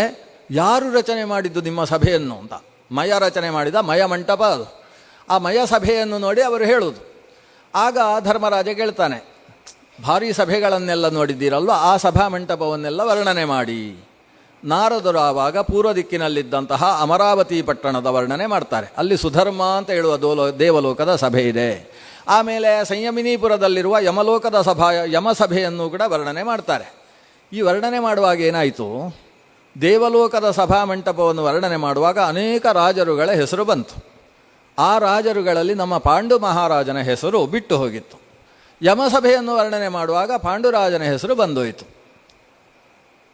ಈ ವಿಷಯ ಕೇಳಿದ ಕೂಡಲೇ ಯಮರಾಜ, ನಮ್ಮ ಧರ್ಮರಾಜ ಪ್ರಶ್ನಿಸಿದ, ಏನು ನಮ್ಮ ಅಪ್ಪ ಅಲ್ಲಿ ಇಲ್ಲ, ದೇವಲೋಕದ ಅಮರಾವತಿಯ ಸುಧರ್ಮ ಸಭೆಯಲ್ಲಿ ಯಾಕಿಲ್ಲ, ಏನು ಕಥೆ? ಆವಾಗ ನಾರದರು ಹೇಳ್ತು, ಒಂದು ಮರ್ತೋಗಿತ್ತು ನನಗೆ, ಈಗ ಹೇಳ್ತೇನೆ ಅಂತ. ಇವರಿಗೆ ನಾರದರಿಗೆ ಮರೆಯುವುದು ಕೂಡ ಉಂಟಂತೆ. ಮರ್ತು ಹೋಗಿದೆ, ಈಗ ವಿಷಯ ಹೇಳ್ತೇನೆ. ನಾನು ಯಮಸಭೆಯಲ್ಲಿ ಹೋಗಿ ಅಲ್ಲಿಯ ರಾಜರುಗಳನ್ನೆಲ್ಲ ಮಾತಾಡಿಸುವಾಗ ಪಾಂಡುರಾಜ ಒಂದು ವಿಷಯ ಹೇಳಿದ. ನಹುಷಾದಿ ರಾಜರುಗಳೆಲ್ಲ ಎತ್ತರದ ಸ್ಥಿತಿಯಲ್ಲಿ ಇಂದ್ರಸಭೆಯಲ್ಲಿ ಮುಂಭಾಗದಲ್ಲಿದ್ದಾರೆ. ಅದಕ್ಕೆ ಕಾರಣ ಏನು ಅಂತೇಳಿದರೆ, ಅವರು ರಾಜಸೂಯ, ಅಶ್ವಮೇಧ ಇಂತಹ ಯಾಗಗಳನ್ನು ನಡೆಸಿದ್ದಾರೆ. ಆದರೆ ನಾನು ಅಂಥದ್ದು ಮಾಡದೇ ಇದ್ದದ್ರಿಂದ ನಾನು ಕೆಳಗಿನ ಹಂತದ ಸಭೆಯಲ್ಲಿದ್ದೇನೆ. ಆದ್ದರಿಂದ ನನ್ನ ಮಕ್ಕಳು, ನನ್ನ ಇಚ್ಛೆ ಅದೊಂದು, ರಾಜಸೂಯ ಆಗಬೇಕು ಅಂತ ಹೇಳಿ ನನ್ನ ಮಕ್ಕಳು ಅದನ್ನು ಮಾಡಿದರೆ ಆ ಮೂಲಕ ನಾನು ಇಂದ್ರ ಸಭೆಯಲ್ಲಿ ಕುಳಿತುಕೊಳ್ಳುವುದಕ್ಕೆ ಒಂದು ಅವಕಾಶ ಪ್ರಾಪ್ತಿಯಾಯಿತು ಅಂತಾದರೆ ಆ ಮಕ್ಕಳು ಮಾಡತಕ್ಕಂಥ ಕೆಲಸಗಳಲ್ಲಿ ಪಿತೃಕಾರ್ಯ ಇದಕ್ಕಿಂತ ದೊಡ್ಡದು ಇಲ್ಲ ಅಂತ ಹೋಗಿ ನನ್ನ ಮಗನಿಗೆ ಹೇಳು. ಹೀಗೆ ನಾರದರು ಹೇಳಿದ್ದಕ್ಕೆ ಧರ್ಮರಾಜ ಶ್ರೀಕೃಷ್ಣನ ಅನುಮತಿಯನ್ನು ಪಡೆದು ಭೀಮಸೇನನ ಮೂಲಕ ಜರಾಸಂಧನನ್ನು ಕೆಳಗೆ ಬೀಳಿಸಿ ತಾನು ರಾಜಸೂಯಾಶ್ವಮೇಧ ಯಾಗವನ್ನು ಮಾಡಿದ ಅನ್ನುವುದು ಮಹಾಭಾರತದ ಕಥೆ. ಇದರಿಂದ ಏನಾಯಿತು ಅಂದರೆ ಪಾಂಡುರಾಜ ತಾನು ಯಾವ ಸಿಂಹಾಸನದಲ್ಲಿದ್ದ ಅದರಿಂದ ಎತ್ತರದ ಸಿಂಹಾಸನಕ್ಕೆ ಯಮಸಭೆಯಿಂದ ಇಂದ್ರ ಸಭೆಗೆ ತಾನು ಕುಳಿತುಕೊಳ್ಳುವ ಅರ್ಹತೆಯನ್ನು ಪಡೆದ. ಹಾಗಾದರೆ ಪುತ್ರರು ಮಾಡಿದ ಕರ್ಮದಿಂದ ಪಿತೃಗಳಿಗೆ ಶ್ರೇಯಸ್ಸಿಲ್ಲ ಅಂತಲ್ಲ, ಆದರೆ ಆ ಪಿತೃಗಳಿಗೆ ಏನು ಅರ್ಹತೆ ಇದೆ ಆ ಅರ್ಹತೆಯ ಸ್ಥಾನವನ್ನು ಪಡೆಯುವುದಕ್ಕೆ ಪ್ರತಿಬಂಧಕಗಳೇನಾದರೂ ಇದ್ದರೆ ಅದರ ನಿವೃತ್ತಿ ಅದರಿಂದ ಆಗ್ತದೆ. ಯೋಗ್ಯತೆ ಇಲ್ಲದೆ ಇದ್ದದ್ದನ್ನು ಈ ಕರ್ಮಗಳು ಅವರಿಗೆ ಸಂಪಾದನೆ ಮಾಡಿ ಕೊಡುವುದಿಲ್ಲ. ನಾವು ಮಾಡಿದ ಕರ್ಮದಿಂದ ಅವರು ಮೋಕ್ಷ ಹೊಂದಬೇಕು, ಸಾಧ್ಯ ಇಲ್ಲ. ಜ್ಞಾನೇನೈವ ಪರಂಪದಂ, ಜ್ಞಾನವಷ್ಟೇ ಭಕ್ತಿ ಮೂಲಕ ಜ್ಞಾನದಿಂದಷ್ಟೇ ಮೋಕ್ಷವನ್ನು ಪಡೆಯಬಹುದೇ ಹೊರತು ಪುತ್ರ ಮಾಡಿದ ಕರ್ಮದಿಂದ ಒಬ್ಬ ತಂದೆಯನ್ನು ಬ್ರಹ್ಮೀಭೂತನಾಗಬೇಕು ಅಂತ ಮಾಡುವುದಕ್ಕೆ ಸಾಧ್ಯವೇ ಇಲ್ಲ. ಇದು ಸ್ಥಿತಿ. ಹಾಗಾದರೆ ಪುತ್ರ ಮಾಡುವ ಶ್ರಾದ್ದದ ಫಲ ಏನು? ಪುತ್ರ ತನ್ನ ಶ್ರೇಯಸ್ಸಿಗೋಸ್ಕರ ತಾನು ಶ್ರಾದ್ದವನ್ನು ಮಾಡಬೇಕು. ಈ ಪಿತೃಕರ್ಮವನ್ನು ಶ್ರವಣ ಮಾಡುವವರು ಮೊದಲು ಈ ವಿಷಯವನ್ನು ಗಟ್ಟಿ ಮಾಡಿಕೊಳ್ಳಬೇಕು. ನಾವು ಮಾಡುವ ಪಿತೃಕರ್ಮ ಅದರ ಫಲ ಅದು ನಮಗೆ, ಮಾಡದೇ ಹೋದರೆ ಅಷ್ಟೇ ದೋಷ. ಹೀಗೂ ಉಂಟು. ಕರ್ಮಗಳಲ್ಲಿ ಕೆಲವು ಮಾಡಿದರೆ ಭಾರಿ ಫಲದಾಯಕ, ಮಾಡದೇ ಹೋದರೆ ಏನೂ ಸಮಸ್ಯೆ ಇಲ್ಲ ಅಂಥ ಕರ್ಮಗಳುಂಟು. ಉದಾಹರಣೆಗೆ ಸತ್ಯನಾರಾಯಣ ಪೂಜೆ ಅಂತ ಹುಣ್ಣಿಮೆಯ ದಿವಸ ನಾವು ಮಾಡ್ತೇವಲ್ವಾ, ಅಥವಾ ಬೇರೆ ಬೇರೆ ಯಸ್ಮಿನ್ ಕಸ್ಮಿನ್ ದಿನೇವಾಪಿ ಭಕ್ತಿ ಶ್ರದ್ಧಾ ಸಮನ್ವಿತ ಅಂತುಂಟು. ಭಕ್ತಿ ಶ್ರದ್ಧಾ ಸಮನ್ವಿತನಾಗಿ ಸತ್ಯನಾರಾಯಣ ಪೂಜೆಯನ್ನು ಮಾಡದೇ ಹೋದರೆ ಏನು ದೋಷ? ಮಾಡದೇ ಹೋದರೆ ನರಕಕ್ಕೆ ಹೋಗ್ತಾನೆ, ಹಾಗೆ ಎಲ್ಲೂ ಇಲ್ಲ. ಮಾಡಿದರೆ ವಿಶೇಷ ಫಲ ಇದೆ. ದುಃಖ ಶೋಕಾದಿ ಶಮನಂ ಸರ್ವತ್ರ ವಿಜಯಪ್ರದಂ, ಇದೆಲ್ಲ ಅದರ ಫಲವನ್ನು ಹೇಳಿದ್ದಾರೆ. ಇಂಥ ಕರ್ಮಗಳು ಕೆಲವಿದ್ದಾವೆ. ಇಂಥವುಗಳನ್ನು ಕಾಮ್ಯ ಕರ್ಮಗಳು ಅಂತ ಕರೀತಾರೆ. ಇನ್ನು ಕೆಲವು ಕರ್ಮಗಳುಂಟು, ನೈಮಿತ್ತಿಕ ಕರ್ಮ ಅಂತ. ಒಂದು ನಿಮಿತ್ತ ಪ್ರಾಪ್ತಿಯಾದಾಗ ಆ ಕರ್ಮ ಮಾಡಬೇಕು. ಉದಾಹರಣೆಗೆ ಗ್ರಹಣ ಕಾಲ ಬಂದಾಗ ಗ್ರಹಣದ ಮೊದಲು ಸ್ನಾನ ಮಾಡಬೇಕು. ಗ್ರಹಣದ ಮಧ್ಯಕಾಲದಲ್ಲಿ ಯಥಾಸಂಭವ ಭಗವದ್ ಆರಾಧನೆಗಳನ್ನು, ಜಪಕರ್ಮಗಳನ್ನು, ಪಾರಾಯಣಗಳನ್ನು ನಡೆಸಬೇಕು. ಯಥಾಶಕ್ತಿ ದಾನಗಳನ್ನು ಕೊಡಬೇಕು. ಕೊನೆಯ ಹೊತ್ತಿಗೆ ಅದರಲ್ಲಿ ಪಿತೃಶ್ರಾದ್ದವೂ ಉಂಟು, ಅಂದರೆ ಪಿತೃತರ್ಪಣವನ್ನೂ ಕೊಡಬೇಕು. ಕೊನೆಗೆ ಮತ್ತೊಮ್ಮೆ ಸ್ನಾನ ಮಾಡಬೇಕು. ಇದೆಲ್ಲ ನೈಮಿತ್ತಿಕ, ಯಾವುದೋ ನಿಮಿತ್ತ ವಿಶೇಷದಿಂದ ನಾವು ಮಾಡಬೇಕಾದಂತಹ ಕರ್ಮಗಳು. ಮತ್ತೊಂದು ಕರ್ಮ ಇದೆ, ಅದಕ್ಕೆ ನಿತ್ಯ ಕರ್ಮ ಅಂತ ಹೆಸರು. ನಿತ್ಯ ಕರ್ಮ ಅಂದರೆ ಏನು? ಯದಕರಣೆ ಪ್ರತ್ಯವಾಯ ತತ್ ನಿತ್ಯಂ. ಅಂದರೆ ಯಾವ ಕರ್ಮವನ್ನು ಮಾಡದೇ ಇರುವುದೇ ಅಪರಾಧವಾಗುತ್ತೋ ಅಂತಹ ಕರ್ಮಕ್ಕೆ ನಿತ್ಯ ಕರ್ಮಗಳು ಅಂತ ಹೆಸರು. ದಿನಕ್ಕೊಂದು ಸ್ನಾನ, ಅದು ನಿತ್ಯ ಕರ್ಮ. ಅದಕ್ಕೆ ದಿನಕ್ಕೊಂದು ಸ್ನಾನ ಅಂತ ಹೇಳಬಾರ್ದು, ಪ್ರಾತಃ ಸ್ನಾನ ಅಂತ ಹೇಳಬೇಕು. ಇಲ್ಲಿ ದಿನಕ್ಕೊಂದು ಸ್ನಾನ ಅಂದರೆ ಸಾಯಂಕಾಲ ಹೋಗಿಕೊಂಡು ಸ್ನಾನ ಮಾಡುವುದಲ್ಲ, ಎಲ್ಲ ಆಫೀಸು ಮುಗಿಸಿ ಆಮೇಲೆ ಸಾಯಂಕಾಲ ಹೋಗಿ ಸ್ನಾನ ಅದಲ್ಲ. ಬೆಳಗ್ಗೆ ಪ್ರಾತಃ ಸ್ನಾನ ಅನ್ನೋದು ನಿತ್ಯ ಸ್ನಾನ. ಸಾಯಂಕಾಲ ಆಫೀಸ್ ಮುಗಿಸಿ ಹೋಗಿ ಸ್ನಾನ ಮಾಡಿದರೆ ಅದು ನೈಮಿತ್ತಿಕ ಸ್ನಾನ ಆಗ್ಬೋದು, ನಿತ್ಯ ಸ್ನಾನ ಅಲ್ಲ. ಯಾವುದೋ ಅಸ್ಪೃಶ್ಯ ಸ್ಪರ್ಶನಾದಿಗಳು ನಡೆದಿದ್ದರೆ ಒಂದು ಸ್ನಾನ ಮಾಡಿದರೆ ಅದು ನೈಮಿತ್ತಿಕ ಸ್ನಾನವಾಗ್ತದೆ, ನಿತ್ಯ ಅಲ್ಲ. ನಿತ್ಯ ಸ್ನಾನ ಎಂಬುದು ಅಕರಣೇ ಪ್ರತ್ಯವಾಯದಾಯಕ, ಮಾಡದೇ ಹೋದರೆ ತಪ್ಪಾಗ್ತದೆ. ವರ್ಷಕ್ಕೊಂದು ಬಾರಿ ಉತ್ಸರ್ಜನ ಉಪಕರ್ಮ ಅಂತ ಏನು ಮಾಡಿಕೊಳ್ತೇವೆ, ಅದು ನಿತ್ಯ ಕರ್ಮ, ಮಾಡದೇ ಹೋದರೆ ತಪ್ಪಾಗ್ತದೆ.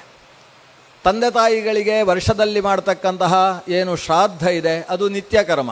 ಹಾಗಾದರೆ ನಿತ್ಯ ಕರ್ಮ ಅಂದರೆ ಪ್ರತಿದಿನವೂ ಮಾಡುವ ಕರ್ಮ ಅನ್ನುವ ಅರ್ಥದಲ್ಲಿರುವ ಶಬ್ದ ಅಲ್ಲ. ಮಾಡದೇ ಹೋದರೆ ತಪ್ಪಾಗುವಂತಹ ಕರ್ಮಗಳು ಯಾವುದುಂಟೋ ಅವುಗಳನ್ನು ನಿತ್ಯ ಕರ್ಮಗಳು ಅಂತ ಕರೆಯುವುದು. ಹೀಗೆ ನಿತ್ಯಂ, ನೈಮಿತ್ತಿಕಂ, ಕಾಮ್ಯಂ ಇತಿ ಕರ್ಮ ತ್ರಿಧಾ ಸ್ಮೃತಂ. ಕರ್ಮಗಳು ಮೂರು ವಿಧ: ನಿತ್ಯ ಕರ್ಮ, ನೈಮಿತ್ತಿಕ ಕರ್ಮ, ಕಾಮ್ಯ ಕರ್ಮ ಎಂಬುದಾಗಿ. ಇದರಲ್ಲಿ ಮತ್ತೆ ವಿಭಾಗಗಳುಂಟು. ನಿತ್ಯ ನೈಮಿತ್ತಿಕ ಕರ್ಮ, ನಿತ್ಯ ಕಾಮ್ಯ ಕರ್ಮ ಅಂತ ಈ ಧರ್ಮಶಾಸ್ತ್ರದಲ್ಲಿ ಬಹಳ ಸುಂದರವಾದ ಅದೊಂದು ವಿಷಯ ಇದೆ. ಈಗ ಪ್ರಕೃತಕ್ಕೆ ಸಂಬಂಧಿಸಿದ ಹಾಗೆ ನಾವೇನು ಪಿತೃಕಾರ್ಯ ಅಂತ ಹೇಳ್ತೇವೆ, ಅಂದರೆ ಸಾಂವತ್ಸರಿಕ ಶ್ರಾದ್ದ ಅಂತ ಕರಿತೇವೆ, ಇದು ನಿತ್ಯ ಕರ್ಮ. ಅಂದರೆ ಮಾಡದೇ ಹೋದರೆ ಅಪರಾಧವಾಗ್ತದೆ, ಅಂದರೆ ಇವನಿಗೆ ದೋಷ ಇದೆ. ಮಾಡಿದರೆ ಆ ಬರಬಹುದಾಗಿದ್ದ ದೋಷ ಹೋಗುವುದು ಮಾತ್ರ ಅಲ್ಲ, ವಿಶೇಷವಾದ ಫಲ ಇದೆ. ಆಯುಹು ಪ್ರಜಾಂ ಧನಂ ವಿದ್ಯಾಂ ಸ್ವರ್ಗಂ ಮೋಕ್ಷಫಲಾನಿ ಚ ಪ್ರಯಚ್ಛಂತಿ ತಥಾ ರಾಜ್ಯಂ ಪಿತರಸ್ತು ಪ್ರಪೂಜಿತಾ. ಪ್ರಪೂಜಿತರಾದಂತಹ ಪಿತೃಗಳು ಅನೇಕ ಫಲಗಳನ್ನೂ ಕೊಡ್ತಾರೆ. ಆದ್ದರಿಂದ ಇದು ಫಲವನ್ನು ಕೊಡುವ ಕಾರಣದಿಂದ ಕಾಮ್ಯವೂ ಹೌದು, ಆದರೆ ಮಾಡದೇ ಹೋದರೆ ತಪ್ಪಾಗ್ತದೆ, ಆದ್ದರಿಂದ ನಿತ್ಯವೂ ಹೌದು. ಆದ್ದರಿಂದ ಶ್ರಾದ್ದವನ್ನು ನಿತ್ಯ ಕಾಮ್ಯ ಕರ್ಮ ಅನ್ನುವ ವಿಭಾಗದಲ್ಲಿ ಇದನ್ನು ಸೇರಿಸಿದ್ದಾರೆ. ಜೊತೆಗೆ ವಾರ್ಷಿಕವಾದ ಮಾಸಿಕ ತಿಥಿಯಲ್ಲಿ ನಡೆಸುವುದರಿಂದ ಅದು ನೈಮಿತ್ತಿಕವೂ ಹೌದು. ಆದ್ದರಿಂದ ನಿತ್ಯ ನೈಮಿತ್ತಿಕ ಕಾಮ್ಯ ಕರ್ಮ ಅನ್ನುವುದರಲ್ಲಿ ಶ್ರಾದ್ದ ಅಂತಕ್ಕಂಥ ವಿಧಾನವನ್ನು ಸೇರಿಸಿದ್ದಾರೆ. ಇಲ್ಲಿ ನಾವು ಗಮನಿಸಬೇಕಾದ್ದು ಶ್ರಾದ್ದ ಕರ್ಮದ ಮೂಲ ಉದ್ದೇಶ, ಯಾರು ಆ ಶ್ರಾದ್ದಕ್ಕೆ ಕರ್ತೃವಾಗಿದ್ದಾನೋ, ಕರ್ತೃ ಅಂದರೆ ಅದು ಅಧಿಕಾರ ಪ್ರಾಪ್ತಿ, ಅವನು ಔರಸ ಪುತ್ರನಾಗಿದ್ದಾಗ ಅವನಿಗೆ ಅಧಿಕಾರ ಪ್ರಾಪ್ತಿಯಾಗಿದೆ. ಆ ಕರ್ತೃ ಅವನು ಅವಶ್ಯ ಮಾಡಬೇಕಾದಂತಹ ಕರ್ಮ ಮಾಡುವುದರಿಂದ ಅವನಿಗೆ ತೊಂದರೆ ಪರಿಹಾರ ಆಗ್ತದೆ, ಒಳಿತು ಸಿಗ್ತದೆ. ಈ ದೃಷ್ಟಿಯಿಂದ ಇದು ಕರ್ತವ್ಯ ಕರ್ಮವಾಯಿತು ಶ್ರಾದ್ದ. ಇದನ್ನು ಪಿತೃಗಳನ್ನು ಉದ್ದೇಶಿಸಿ ಮಾಡ್ತೇವೆ ಅನ್ನುವಲ್ಲಿ ಅನೇಕ ಸಮಸ್ಯೆಗಳು ನಮಗೆ ಬರ್ತವೆ. ಯಾಕಂದರೆ ಪಿತೃ ಅಂದರೆ ಯಾರು? ತಂದೆ ತಾಯಿ. ಶ್ರಾದ್ದದಲ್ಲಿ ಹೇಳುವಾಗಲೂ ಅವರ ಹೆಸರು ಹೇಳಿ ಗೋತ್ರ ಹೇಳಿ ನಾವು ಶ್ರಾದ್ದವನ್ನು ಮಾಡ್ತೇವೆ. ಆದರೆ ತಂದೆ ತಾಯಿ ಅವರ ಬಗ್ಗೆ ಶ್ರದ್ಧೆ ನಮಗಿದೆ ವಸ್ತುತಃ. ಯಾಕಿದೆ ಅಂತೇಳಿದರೆ, ನಮ್ಮನ್ನು ಬೆಳೆಸಿದವರು, ನಾವು ಕಣ್ಣಾರೆ ಕಂಡವರು. ಕಂಡವರಲ್ಲಿ ಎಷ್ಟು ಶ್ರದ್ಧೆ ಬರ್ಬೋದೋ ಕಾಣದೇ ಇದ್ದವರಲ್ಲಿ ಅಷ್ಟು ಶ್ರದ್ಧೆ ಬರುವುದು ಕಷ್ಟ. ದೇವರ ಒಂದು ಚಿತ್ರ ಇಟ್ಟಾಗ ಆ ದೇವರ ಬಗ್ಗೆ ಶ್ರದ್ಧೆ ಬರುವುದು ಕಷ್ಟ. ಯಾಕಂದರೆ ದೇವರನ್ನು ನಾವು ಕಂಡಿಲ್ಲ, ಕಂಡ ಮೇಲೆ ಶ್ರದ್ಧೆ ಜಾಸ್ತಿ. ಕಂಡವರು ಇರ್ಲಿಕ್ಕೆ ಸಾಕು, ನಂಗೆ ಗೊತ್ತಿಲ್ಲ, ಇಲ್ಲಿ ದೇವರನ್ನು ಕಂಡವನು ನಾನು ಅಂತ ಹೇಳುವವರು. ಆದರೆ ಕಂಡವರಿಗಂತೂ ಶ್ರದ್ಧೆ ಬರಲಿಕ್ಕೆ ಸಾಧ್ಯ ಇಲ್ಲ. ನಮ್ಮ ಪಿತೃಗಳು ಅಂತೇಳಿದರೆ ನಾವು ಕಂಡಿದ್ದೇವೆ, ಆದ್ದರಿಂದ ಶ್ರದ್ಧೆ ಬರುವುದು ಸುಲಭ ವಸ್ತುತಃ. ಆದರೆ ಇನ್ನೊಂದು ಸಮಸ್ಯೆಯೂ ಇದೆ. ಕಂಡಿದ್ದೇವೆ ಪಿತೃಗಳನ್ನು, ತಂದೆ ತಾಯಿಯರನ್ನು ಕಂಡಿದ್ದೇವೆ, ಆದರೆ ಅವರ ಶರೀರವನ್ನು ಅದು ಹುತವಾಗಿ ಅಸ್ಥಿ ಸಂಚಯನಾದಿ ವಿಧಾನವನ್ನು ನಾವೇ ಮಾಡಿದ್ದೇವೆ. ಇನ್ನು ನಾವು ಅಪ್ಪ ಅಮ್ಮರಿಗೆ ಏನು ಕೊಟ್ಟರೆ ಏನು ಪ್ರಯೋಜನ ಅಂತ ಈ ರೀತಿ ಅಶ್ರದ್ಧೆ ಬರುವುದಕ್ಕೂ ಕೂಡ ಒಂದು ಸಾಧ್ಯತೆ ಇದೆ. ಭಸ್ಮೀಭೂತಸ್ಯ ದೇಹಸ್ಯ ಪುನರಾಗಮನಂ ಕುತಃ ಅನ್ನುವ ಒಂದು ಚಾರ್ವಾಕ ಚಿಂತನೆಗೂ ಕೂಡ ಇಲ್ಲಿ ಅವಕಾಶ ಇದೆ. ಆದ್ದರಿಂದ ಇಲ್ಲಿ ಸಮಸ್ಯೆ, ಶ್ರದ್ಧೆ ಉಂಟಾಗುವುದಕ್ಕೂ ಒಂದು ವಿಶೇಷ ಅವಕಾಶ, ಶ್ರದ್ಧೆ ಬರಲಿಕ್ಕೆ ಸಾಧ್ಯ ಇಲ್ಲ ಅನ್ನುವ ರೀತಿಯ ಒಂದು ತೊಂದರೆಯೂ ಕೂಡ ಇದರಲ್ಲಿದೆ. ಆದರೆ ಶಾಸ್ತ್ರ ಇದನ್ನು ಶ್ರಾದ್ದ ಅಂತ ಕರೆದಿದೆ. ಅಂದರೆ ನಿನಗೆ ಶ್ರದ್ಧೆ ಬರುವುದು ಕಷ್ಟ, ಆದರೆ ನೀನು ಶ್ರದ್ಧೆ ಇಡಲೇಬೇಕು ಎಂಬ ಆದೇಶದಿಂದ ಶ್ರಾದ್ದ ಎಂಬ ಶಬ್ದದಿಂದ ಕರೆದದ್ದು. ಆದ್ದರಿಂದ ದೇವರ ಪೂಜೆ ಇತ್ಯಾದಿಗಳನ್ನು ಶ್ರಾದ್ದ ಅಂತ ಯಾಕೆ ಕರಲಿಲ್ಲ, ಈ ಪ್ರಶ್ನೆಗಳಿಗೆ ಅವಕಾಶ ಇಲ್ಲ. ಇಲ್ಲಿ ಇದು ಶ್ರಾದ್ದ ಯಾಕೆ ಅಂದರೆ ಶ್ರದ್ಧೆಯುಂಟಾಗುವುದು ಕಷ್ಟ, ಆದರೆ ಶ್ರದ್ಧೆ ಇಡಲೇಬೇಕು. ಎಲ್ಲಿ ಶ್ರದ್ಧೆಯುಂಟಾಗುವುದು ಕಷ್ಟವೋ ಅಲ್ಲಿ ಶ್ರದ್ಧೆ ಅನಿವಾರ್ಯವೋ ಅಲ್ಲಿ ಆ ಶಬ್ದವನ್ನು ಬಳಸುವುದು. ಇದಕ್ಕೆ ಸಂಸ್ಕೃತದಲ್ಲಿ ಒಂದು ಭಾಷಾಶಾಸ್ತ್ರದ ನಿಯಮ ಇದೆ. ಅಸಾಧಾರಣ್ಯೇನ ವ್ಯವದೇಶ ಭವಂತಿ ಅಂತ ಒಂದು ನಿಯಮ. ಸಮುದ್ರ ಅಂದರೆ ಮುದ್ರೆಯುಳ್ಳದ್ದು ಅಂತ ಅರ್ಥ. ಮುದ್ರೆ ಅಂದ್ರೇನು? ದಡ ಉಳ್ಳದ್ದು. ಇಲ್ಲಿ ಪಕ್ಕದಲ್ಲಿ ಅರ್ಧ ಕಿಲೋಮೀಟರ್ ದೂರ ಹೋದರೆ ಅಲ್ಲಿ ಒಂದು ಸಮುದ್ರ ಇದೆ ಅಂತ ಹೇಳ್ತೇವೆ. ಸಮುದ್ರ ಇದೆ ಅಂದರೆ ಅರ್ಥ ಏನು? ಆ ಕಡೆ ದಡ ಇದೆ ಅಂತ. ಮುದ್ರಯ ಸಹಿತ ಸಮುದ್ರ, ಸಮುದ್ರೇಕಾದ್ವಾ ಸಮುದ್ರ. ಆ ಕಡೆಯ ದಡ ಇದೆ ಅಂತ ಅದನ್ನೇ ಹೇಳುವುದು ಯಾಕೆ? ನದಿಯನ್ನು ಯಾಕೆ ಹೇಳುವುದಿಲ್ಲ? ನದಿಯಲ್ಲಿ ಆ ಕಡೆ ದಡ ಇದೆ ಅನ್ನೋದು ನಮಗೆ ಸ್ಪಷ್ಟ ಗೊತ್ತಿದೆ. ಸಾಗರದಲ್ಲಿ ಆ ಕಡೆ ದಡ ಇದೆ ಅನ್ನೋದು ಕಾಣಿಸುವುದಿಲ್ಲ, ಆದರೆ ಇದೆ ಅಂತ ಹೇಳಬೇಕಲ್ವ, ಅದಕ್ಕೋಸ್ಕರ ಸಮುದ್ರ ಅಂತ ಅದನ್ನು ಕರೆಯೋದು. ಎಲ್ಲಿ ಶಂಕಾಸ್ಪದತೆ ಇದೆಯೋ ಅಲ್ಲಿ ಶಂಕಾ ನಿರಸನಕ್ಕೋಸ್ಕರ ಸ್ಫುಟದ ಉಚ್ಚಾರಣೆಯನ್ನು ಮಾಡುವುದು. ಹಾಗೆ ಶ್ರದ್ಧೆಯ ಶಂಕೆ ಎಲ್ಲಿ ಉಂಟೋ ಅಲ್ಲಿ ಶ್ರದ್ಧೆ ಅನಿವಾರ್ಯ ಅನ್ನುವ ಉದ್ದೇಶದಿಂದ ಪಿತೃಕರ್ಮವನ್ನು ಶ್ರಾದ್ದ ಎಂಬ ಶಬ್ದದಿಂದ ಶಾಸ್ತ್ರ ವ್ಯವಹಾರ ಮಾಡ್ತದೆ. ಪಿತೃಗಳು ಅಂತೇಳಿದರೆ ಮೃತರಾದಂತಹ ತಂದೆ ತಾಯಿಯರು ಅನ್ನುವ ಭಾವದಲ್ಲಿ ಸ್ವಲ್ಪ ಜಾಗೃತೆಯಾಗಿರಬೇಕು. ಪಿತೃ ಅನ್ನೋ ಶಬ್ದದ ಬಳಕೆ ಅನೇಕ ಕಡೆಯಲ್ಲಿದೆ. ವೇದದಲ್ಲಿ ಪಿತಾ ಅನ್ನೋ ಶಬ್ದವನ್ನು ಭಗವಂತ ನಾರಾಯಣನಲ್ಲಿ 7-8 ಬಾರಿ ಬಳಸಿದ್ದಾರೆ. ನಾವು ಓದಿದ ವೇದದಲ್ಲೇ ಸ ಪಿತು ಪಿತಾ ಸತ್ ಇತ್ಯಾದಿ ಮಂತ್ರಗಳಲ್ಲಿ ಪಿತಾ. ಇನ್ನೊಂದು ಬೃಹದಾರಣ್ಯಕದಲ್ಲಿ ಒಂದು ಮಾತು ಇದೆ, ಸಪ್ತಾನ್ನ ಪ್ರಕರಣ ಅಂತ. ಬಹುಶಃ ಹರಿಕಥಾಮೃತಸಾರ ಓದಿದವರಿಗೆಲ್ಲ ಆ ವಿಷಯ ಗೊತ್ತಿದೆ. ಸಪ್ತಾನ್ನ ಪ್ರಕರಣದಲ್ಲಿ ಭಗವಂತನನ್ನು ಪಿತಾ ಅಂತ ಶುರು ಮಾಡ್ತಾರೆ. ಆ ಪಿತಾ ಏನು ಮಾಡಿದ ಗೊತ್ತೋ? 7 ರೀತಿಯಾದ ಅನ್ನವನ್ನು ಸೃಷ್ಟಿಸಿದ. ಅದು ಇಲ್ಲಿ ಉಂಟು ಈ ಪಿತೃಗಣ ಸಂಧಿಯಲ್ಲಿ. ಹಾಗೆ ಅದನ್ನು ನಾನು ಹೇಳದೆ ಹೋದರೆ ತಪ್ಪಾಗ್ತದೆ, ಅದನ್ನು ಹೇಳಬೇಕು. ಆ ಪಿತಾ ಅಂದರೆ ಎಲ್ಲರಿಗೆ ಪಿತನಾದಂತಹ, ನಾವು ಹೇಳ್ತೇವಲ್ಲ ತ್ವಮೇವ ಮಾತಾಚ ಪಿತಾ ತ್ವಮೇವ, ನೀನೇ ನಮಗೆ ಅನ್ನ ಕೊಡುವವ, ನೀನೇ ನಮಗೆ ಹಾಲು ಕೊಡುವವ ಅಂತ ದೇವರನ್ನು ಹೇಳ್ತೇವೆ. ನಮ್ಮನ್ನು ರಕ್ಷಣೆ ಮಾಡುವವನೂ ನೀನೇ, ನಮಗೆ ಜ್ಞಾನವನ್ನು ಕೊಡುವವನೂ ನೀನೇ, ತ್ವಮೇವ ಸರ್ವಂ ಮಮ ದೇವ ಅಂತ ಹೇಳ್ತೇವೆ. ಆದ್ದರಿಂದ ಭಗವಂತ ಪಿತಾ ಅಂದರೆ ಎಲ್ಲರನ್ನೂ ಹುಟ್ಟಿಸಿದವ. ಕನ್ನಡದಲ್ಲಿ ಒಂದು ಪದ್ಯ ಉಂಟು, ನೀ ತಂದೆ ನಾ ಬಂದೆ ನೀಯನ್ನ ತಂದೆ. 84 ಲಕ್ಷ ಯೋನಿಗಳಲ್ಲಿ ನೀ ತಂದೆ ನಾ ಬಂದೆ ನೀಯನ್ನ ತಂದೆ. ಇದು ಪುರಂದರದಾಸರ ಪದ್ಯ. ಹಾಗಾದರೆ ತಂದೆ ಅಂತ ಯಾರನ್ನು ಕರಿಬೇಕು? ಯಾರು ನಮ್ಮನ್ನು ತಂದಿದ್ದಾನೆ ಅವನಿಗೆ ತಂದೆ ಅಂತ ಕರಿಬೇಕು. ಇವತ್ತು ನಮ್ಮನ್ನು ಯಾರು ತಂದಿದ್ದಾನೋ ಆತನಿಗೂ ತಂದೆ ಅಂತ ನಾವು ಕರಿತೇವೆ. ಆದರೆ ಇವತ್ತು ಮಾತ್ರ ಅವನು ನಮ್ಮನ್ನು ತಂದದ್ದು. ಹಿಂದಿನ ಜನ್ಮದಲ್ಲಿ ಆತ ತಂದದ್ದಲ್ಲ, ಮುಂದಿನ ಜನ್ಮಗಳಲ್ಲಿ ಇವನು ತರುವುದಲ್ಲ.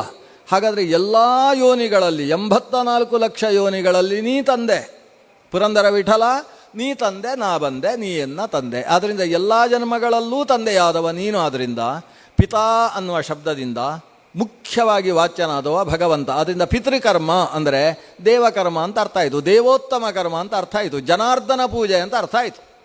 ಪಿತೃ ಜನಾರ್ದನ ಅಂತ ನಾವು ಕರಿತೇವೆ. ಆ ಜನಾರ್ದನ ಅಂದರೆ ಮರಣವನ್ನು ಕೊಟ್ಟು ಮತ್ತೆ ಆ ಮನುಷ್ಯನಿಗೆ ಸಂಸಾರ ತಾಪತ್ರಯ ಬರದೇ ಇರುವ ಹಾಗೆ ಮಾಡತಕ್ಕಂಥವ ಜನಾರ್ದನ. ಅವನ ಪೂಜೆ. ಮುಕ್ತಾನಾಂ ಅವನು ಅಜ್ಞಾನಾಂ ಜ್ಞಾನಿದೋ ವಿಷ್ಣು ಜ್ಞಾನಿನಾಂ ಮೋಕ್ಷದಶ್ಚ ಸಹ ಆನಂದದಶ್ಚ ಮುಕ್ತಾನಾಂ ಸ ಏವೈಕೋ ಜನಾರ್ದನ. ಆ ಜನಾರ್ದನ ಅನ್ನುವ ಶಬ್ದ ಅಷ್ಟು ಬಲಿಷ್ಠವಾದದ್ದು. ಅವ ಜ್ಞಾನವನ್ನು ಕೊಟ್ಟು ಮೋಕ್ಷವನ್ನು ಕೊಟ್ಟು ಮೋಕ್ಷದಲ್ಲಿ ಆನಂದವನ್ನು ನಮಗೆ ಅನುಭವಿಸುವ ಹಾಗೆ ಮಾಡತಕ್ಕಂಥವಾದ್ದರಿಂದ ಭಗವಂತ ಜನಾರ್ದನ. ಅಂತಹ ಜನಾರ್ದನನ ಪೂಜೆ ಪಿತೃ ಅಂದರೆ. ಮೊದಲ ಹಂತದಲ್ಲಿ ಪಿತೃ ಅಂದರೆ ಭಗವಂತ ನಾರಾಯಣ. ಆಮೇಲೆ ಪಿತೃ ಅಂತೇಳಿದರೆ ದೇವತೆಗಳು. ಪಿತೃ ಅಂದರೆ ಒಂದು ದೇವತಾ ಗಣ. ಒಂದೇ ಗಣ ಅಲ್ಲ, ಅದರಲ್ಲಿ 7 ಗಣಗಳುಂಟು. 7ರಲ್ಲಿ 4 ಮತ್ತು 3 ಅಂತ ವಿಭಾಗ ಮಾಡಿಕೊಳ್ಬೇಕು. ಅದರಲ್ಲಿ 3 ಅದಕ್ಕೆ ಶರೀರ ಇಲ್ಲ, 4ಕ್ಕೆ ಶರೀರ ಉಂಟು. ಶರೀರವುಳ್ಳ ಪಿತೃಗಳನ್ನು ಸಮೂರ್ತರು ಅಂತ ಕರೀತಾರೆ, ಕೆಲವರು ಸುಮೂರ್ತರು ಅಂತ ಹೇಳ್ತಾರೆ. ಎಲ್ಲ ಸುಸ್ವಾಗತಂ ಎಲ್ಲ ಹೇಳಿ ಅಭ್ಯಾಸ ಆಗಿ ಸು ಆಗಿ ಸುಮೂರ್ತ. ನಿಜವಾಗಿ ಸಮೂರ್ತ. ಮೂರ್ತಿ ಅಂದರೆ ಶರೀರ.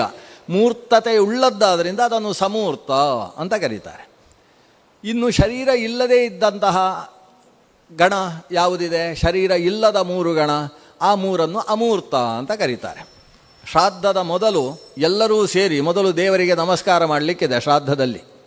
ಶ್ರಾದ್ದದ ಕರ್ತೃಗಳು ಮಾತ್ರ ಅಲ್ಲ, ಮನೆಯಲ್ಲಿದ್ದ ಸ್ತ್ರೀಯರು ಮಕ್ಕಳು ಸೇರಿ ದೇವರಿಗೆ ನಮಸ್ಕಾರ ಮಾಡಿದ ಮೇಲೆ ಮಡಿಯಲ್ಲಿರತಕ್ಕಂಥ ಕರ್ತೃಗಳು ಕೆಲಸ ಶುರು ಮಾಡ್ತಾರೆ. ಎಲ್ಲರೂ ನಮಸ್ಕಾರ ಮಾಡುವ ಹೊತ್ತಿಗೆ ಹೇಳುವ ಮಂತ್ರ ಇದು: ಅಮೂರ್ತಾನಾಂ ಸಮೂರ್ತಾನಾಂ ಪಿತೃಣಾಂ ದೀಪ್ತ ತೇಜಸಾಂ ನಮಸ್ಯಾಮಿ ಸದಾ ತೇಷಾಂ ಧ್ಯಾಯಿನಾಂ ಯೋಗಚಕ್ಷುಷಾಂ. ಅವರು ಕಾಮರೂಪಿಗಳು, ಯೋಗಚಕ್ಷುಷಾಂ. ಅವರು ಯಾವ ರೂಪ ಬೇಕಾದರೂ ಧರಿಸಿ ಬರಬಹುದಾದಂತಹ ಸಾಮರ್ಥ್ಯ ಆ ಪಿತೃದೇವತೆಗಳಿಲ್ಲ ಇದೆ. ಅವರು ಅಮೂರ್ತರಾಗಿ ಕೆಲವರಿದ್ದಾರೆ, ಸಮೂರ್ತರಾಗಿ ಕೆಲವರಿದ್ದಾರೆ.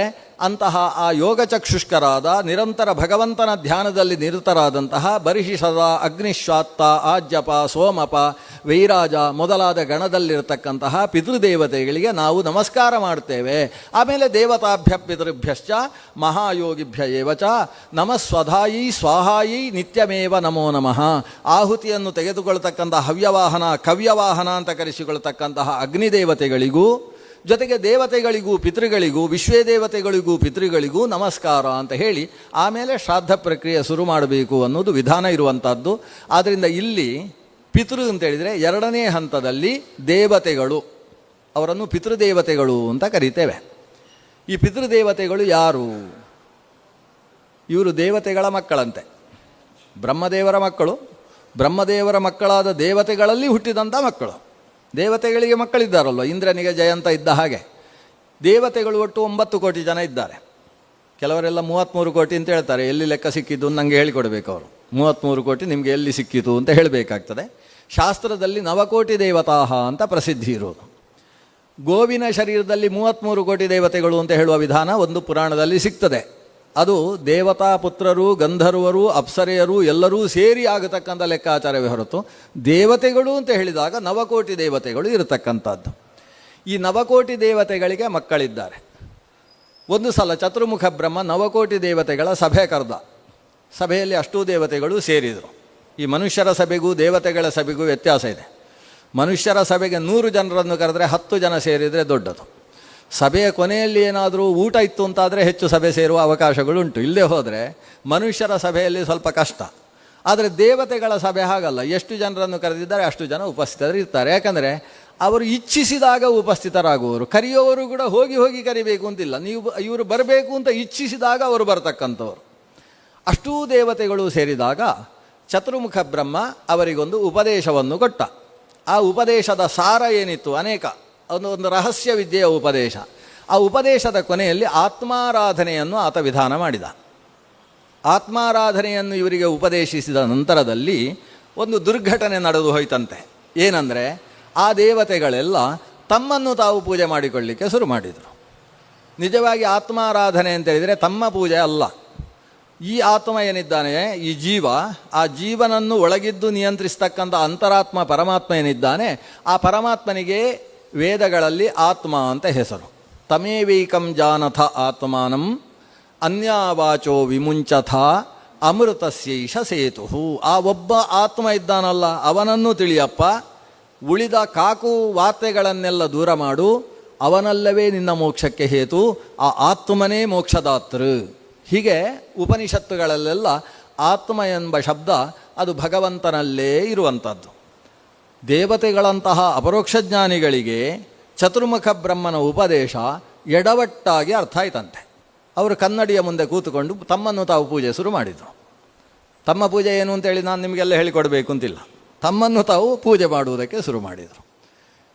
ಇದನ್ನು ನೋಡಿ ಚತುರ್ಮುಖ ಬ್ರಹ್ಮ ಅವರಿಗೆ ಒಂದು ಶಾಪ ಕೊಟ್ಟಂತೆ. ಏನು ಶಾಪ? ನೀವು ನಾನು ಇಷ್ಟು ಜ್ಞಾನೋಪದೇಶ ಮಾಡಿ ಕೊನೆಯಲ್ಲಿ ಆತ್ಮಪೂಜೆ ಮಾಡಿ ಅಂತ ಹೇಳಿದರೆ ತಪ್ಪು ಅರ್ಥ ಮಾಡಿಕೊಂಡು ನಿಮ್ಮನ್ನು ಪೂಜೆ ಮಾಡಿದ್ರಲ್ವಾ, ಈ ಮಾಡಿದ ತಪ್ಪಿಗೆ ನಾನು ಹೇಳಿಕೊಟ್ಟ ಜ್ಞಾನವೆಲ್ಲವೂ ಬಿದ್ದು ಹೋಗಲಿ ಅಂತ. ನಾನು ಹೇಳಿಕೊಟ್ಟದ್ದಷ್ಟು ಮರೆತು ಹೋಗಲಿ, ಆಮೇಲೆ ಹೇಳಿಕೊಡದೇ ಇದ್ದದ್ದು ಎಷ್ಟುಂಟು ಬೇರೆ, ಇದಷ್ಟು ಜ್ಞಾನ ಹ್ರಾಸವಾಗಿ ಹೋಗಲಿ ಅಂತ ಶಾಪ ಕೊಟ್ಟರಂತೆ. ದೇವತೆಗಳೆಲ್ಲ ಚತುರ್ಮುಖನ ಮೊರೆ ಹೋದರು. ಜ್ಞಾನದ ವಿಷಯದಲ್ಲಿ ಶಾಪ, ಅದಕ್ಕಿಂತ ದೊಡ್ಡ ಶಾಪ ಮತ್ತೊಂದಿಲ್ಲ ಸ್ವಾಮಿ. ಮತ್ತೆ ನಮಗೆ ಜ್ಞಾನ ಬರಬೇಕಾಗಿದೆ, ನಾವು ಏನು ಮಾಡಬೇಕು? ಅದಕ್ಕೆ ಚತುರ್ಮುಖ ಹೇಳಿದ, ಎರಡು ಕೆಲಸ ಮಾಡಬೇಕು.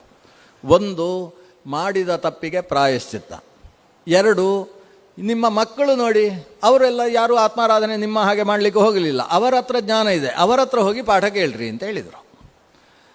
ಪ್ರಾಯಶ್ಚಿತ್ತ ಅಂದರೆ ಯಾವ ರೀತಿ ಪ್ರಾಯಶ್ಚಿತ್ತ? ತಪ್ಪು ಕೆಲಸ ಮಾಡಿದರೆ ಪ್ರಾಯಶ್ಚಿತ್ತ ಏನು? ಅದನ್ನು ಮಕ್ಕಳ ಹತ್ರವೇ ಕೇಳಿ ಅಂತ ಹೇಳಿದ ಚತುರ್ಮುಖ ಬ್ರಹ್ಮ. ಇವರು ಹೋದರು, ಮಕ್ಕಳ ಮುಂದೆ ಕೇಳಿದರು, ನಮ್ಮದೊಂದು ತಪ್ಪಾಗಿದೆ, ಚತುರ್ಮುಖ ಜ್ಞಾನ ಬಿದ್ದು ಹೋಗಲಿ ಅಂತ ಶಾಪ ಕೊಟ್ಟಿದ್ದಾನೆ. ಮಕ್ಕಳು ಹೇಳಿದ್ರು, ನಮಗೆಲ್ಲ ಗೊತ್ತು, ನೀವೆಲ್ಲ ಹೇಳಬೇಕಾಗಿಲ್ಲ ಅಂತ ಮಕ್ಕಳು ಹೇಳಿದರು. ನಮ್ಗೆ ಗೊತ್ತು, ನೀವು ಏನು ಎಡವಟ್ಟು ಮಾಡಿರ್ತೀರಿ ಅಪ್ಪಂದಿರು, ನಮ್ಗೆ ಗೊತ್ತು, ನೀವು ನನಗೆ ಹೇಳಬೇಕಾಗಿಲ್ಲ ಅಂತ ಹೇಳಿದರು. ಅದಕ್ಕೆ ಹೀಗೆ ಪ್ರಾಯಶ್ಚಿತ್ತ ಮಾಡಿ, ಮನಸ್ಸು, ವಾಕ್, ಕರ್ಮ, ಮೂರು ರೀತಿಯಿಂದ ಪ್ರಾಯಶ್ಚಿತ್ತ.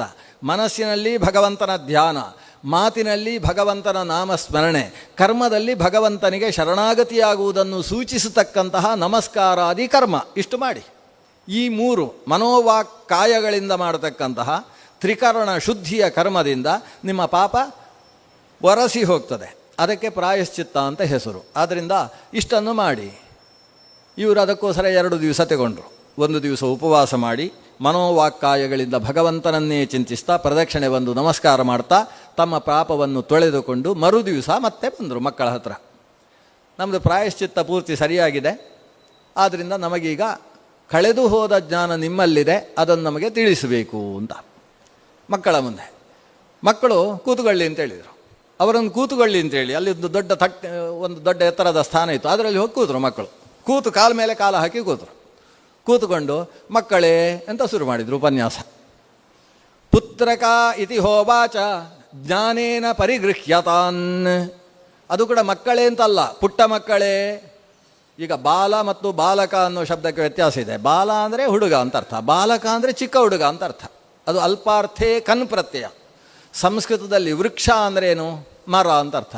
ವೃಕ್ಷಕ ಅಂದ್ರೇನು? ಸಸ್ಯ ಅಂತ ಅರ್ಥ. ಇನ್ನು ನೆಡುವುದಕ್ಕಿರತಕ್ಕಂಥ ಸಸ್ಯಕ್ಕೆ ವೃಕ್ಷಕ, ಅದು ಅಲ್ಪಾರ್ಥದಲ್ಲಿ ಕನ್ ಪ್ರತ್ಯಯ ಬರುವುದು. ಹಾಗೆ ಯುವ, ಯುವಕ ಅನ್ನುವುದಕ್ಕೂ ಅರ್ಥ ವ್ಯತ್ಯಾಸ ಇದೆ. ಅದೇ ರೀತಿ ಪುತ್ರ, ಪುತ್ರಕ ಅನ್ನುವುದಕ್ಕೂ ವ್ಯತ್ಯಾಸ ಇದೆ. ಪುತ್ರ ಅಂದರೆ ಮಗ, ಪುತ್ರಕ ಅಂದರೆ ಪುಟ್ಟ ಮಗ ಅಂತ. ಪುತ್ರಕ ಇತಿ ಹೋವಾಚ. ಆ ಪಿತೃಗಳ ಅಂದರೆ ದೇವತೆಗಳ ಮಕ್ಕಳು ದೇವತೆಗಳನ್ನು ಮುಂದೆ ಕೂಡಿಸಿಕೊಂಡು ಪುಟ್ಟ ಮಕ್ಕಳೇ ಹೇಳುವುದನ್ನು ಕೇಳಿ. ಹೇಗಾಗಲಿಕ್ಕಿಲ್ಲ ಈ ಅಪ್ಪಂದಿರಿಗೆ. ಮಕ್ಕಳು ಕೂತ್ಕೊಂಡು ಅಪ್ಪಂದಿರನ್ನು ಮುಂದಕ್ಕೆ ಮಕ್ಕಳೇ ಅಂತ ಹೇಳಿದರೆ ಅವರಿಗೆ ಹೇಗಾಗಲಿಕ್ಕಿಲ್ಲ. ಅವರಿಗೆ ಸಂಕೋಚ ಆಯಿತು. ಎದ್ದು ಈ ಮಕ್ಕಳಿಗೆ ಕಪಾಳಕ್ಕೆ ಹೊಡಿಬೇಕು ಅಂತ ಅನಿಸಿತು. ಆದರೆ ಏನು ಮಾಡೋದು? ಚತುರ್ಮುಖ ಬ್ರಹ್ಮನ ಆದೇಶ ಉಂಟಲ್ಲ, ನಮಗೀಗ ಜ್ಞಾನ ತುಂಬಬೇಕಾದ್ರೆ ನಾವು ಸುಮ್ಮನೆ ಪೆಚ್ಚಕ್ಕೆ ಕೂತ್ಕೊಳ್ಬೇಕು ಅಂತ ಕೂತ್ರಂತೆ. ಈ ಮಕ್ಕಳು ಜ್ಞಾನೋಪದೇಶ ಮಾಡಿದರು. ಪೂರ್ತಿ ಜ್ಞಾನೋಪದೇಶ ಆಯಿತು. ಅವರಿಗೆ ಇವರು ನನ್ನನ್ನು ಮಕ್ಕಳೆಯಿಂದ ಕರೆದಿದ್ದಾರೆ ಅನ್ನೋ ವಿಷಯವೇ ಮರ್ತೋಯ್ತು. ಅಷ್ಟು ಚಂದ ಉಪದೇಶವನ್ನು ಮಾಡಿದರು. ಆ ಉಪದೇಶದಿಂದ ತೃಪ್ತರಾದ ದೇವತೆಗಳು ಎದ್ದು ನಮಸ್ಕಾರ ಮಾಡಿದರಂತೆ. ಆಮೇಲೆ ಗೊತ್ತಾಯಿತು, ನನ್ನ ಮಕ್ಕಳಲ್ಲೋ ಇವರಿಗೆ ನಮಸ್ಕಾರ ಮಾಡಿದ್ದ. ಅಷ್ಟೊತ್ತಿಗೆ ನೆನಪು ಬೇರೆ ಆಯಿತು, ಹಿಂದಕ್ಕೆ ನಮ್ಮನ್ನು ಮಕ್ಕಳೇ ಅಂತ ಕರೆದು ಅವಮಾನ ಮಾಡಿದ್ದಾರಲ್ಲೋ ಈ ಮಕ್ಕಳು. ಏನೇ ಆಗಲಿ ಚತುರ್ಮುಖನ ಹತ್ರ ಹೋಗಿ ದೂರ ಹೇಳೋಣ ಅಂತ ಸೀದಾ ಅಲ್ಲಿಂದ ಎದ್ದು ಚತುರ್ಮುಖನ ಹತ್ರ ಹೋದರು. ಹೋಗಿ ಹೇಳಿದರು, ನಮ್ಮ ಮಕ್ಕಳು ಎಷ್ಟು ತಿಳ್ಕೊಂಡಿದ್ದಾರೆ, ಎಷ್ಟು ಸುಂದರವಾಗಿ ಜ್ಞಾನೋಪದೇಶ ಮಾಡಿದರು, ನಾವು ತೃಪ್ತರಾಗಿದ್ದೇವೆ ಬ್ರಹ್ಮ.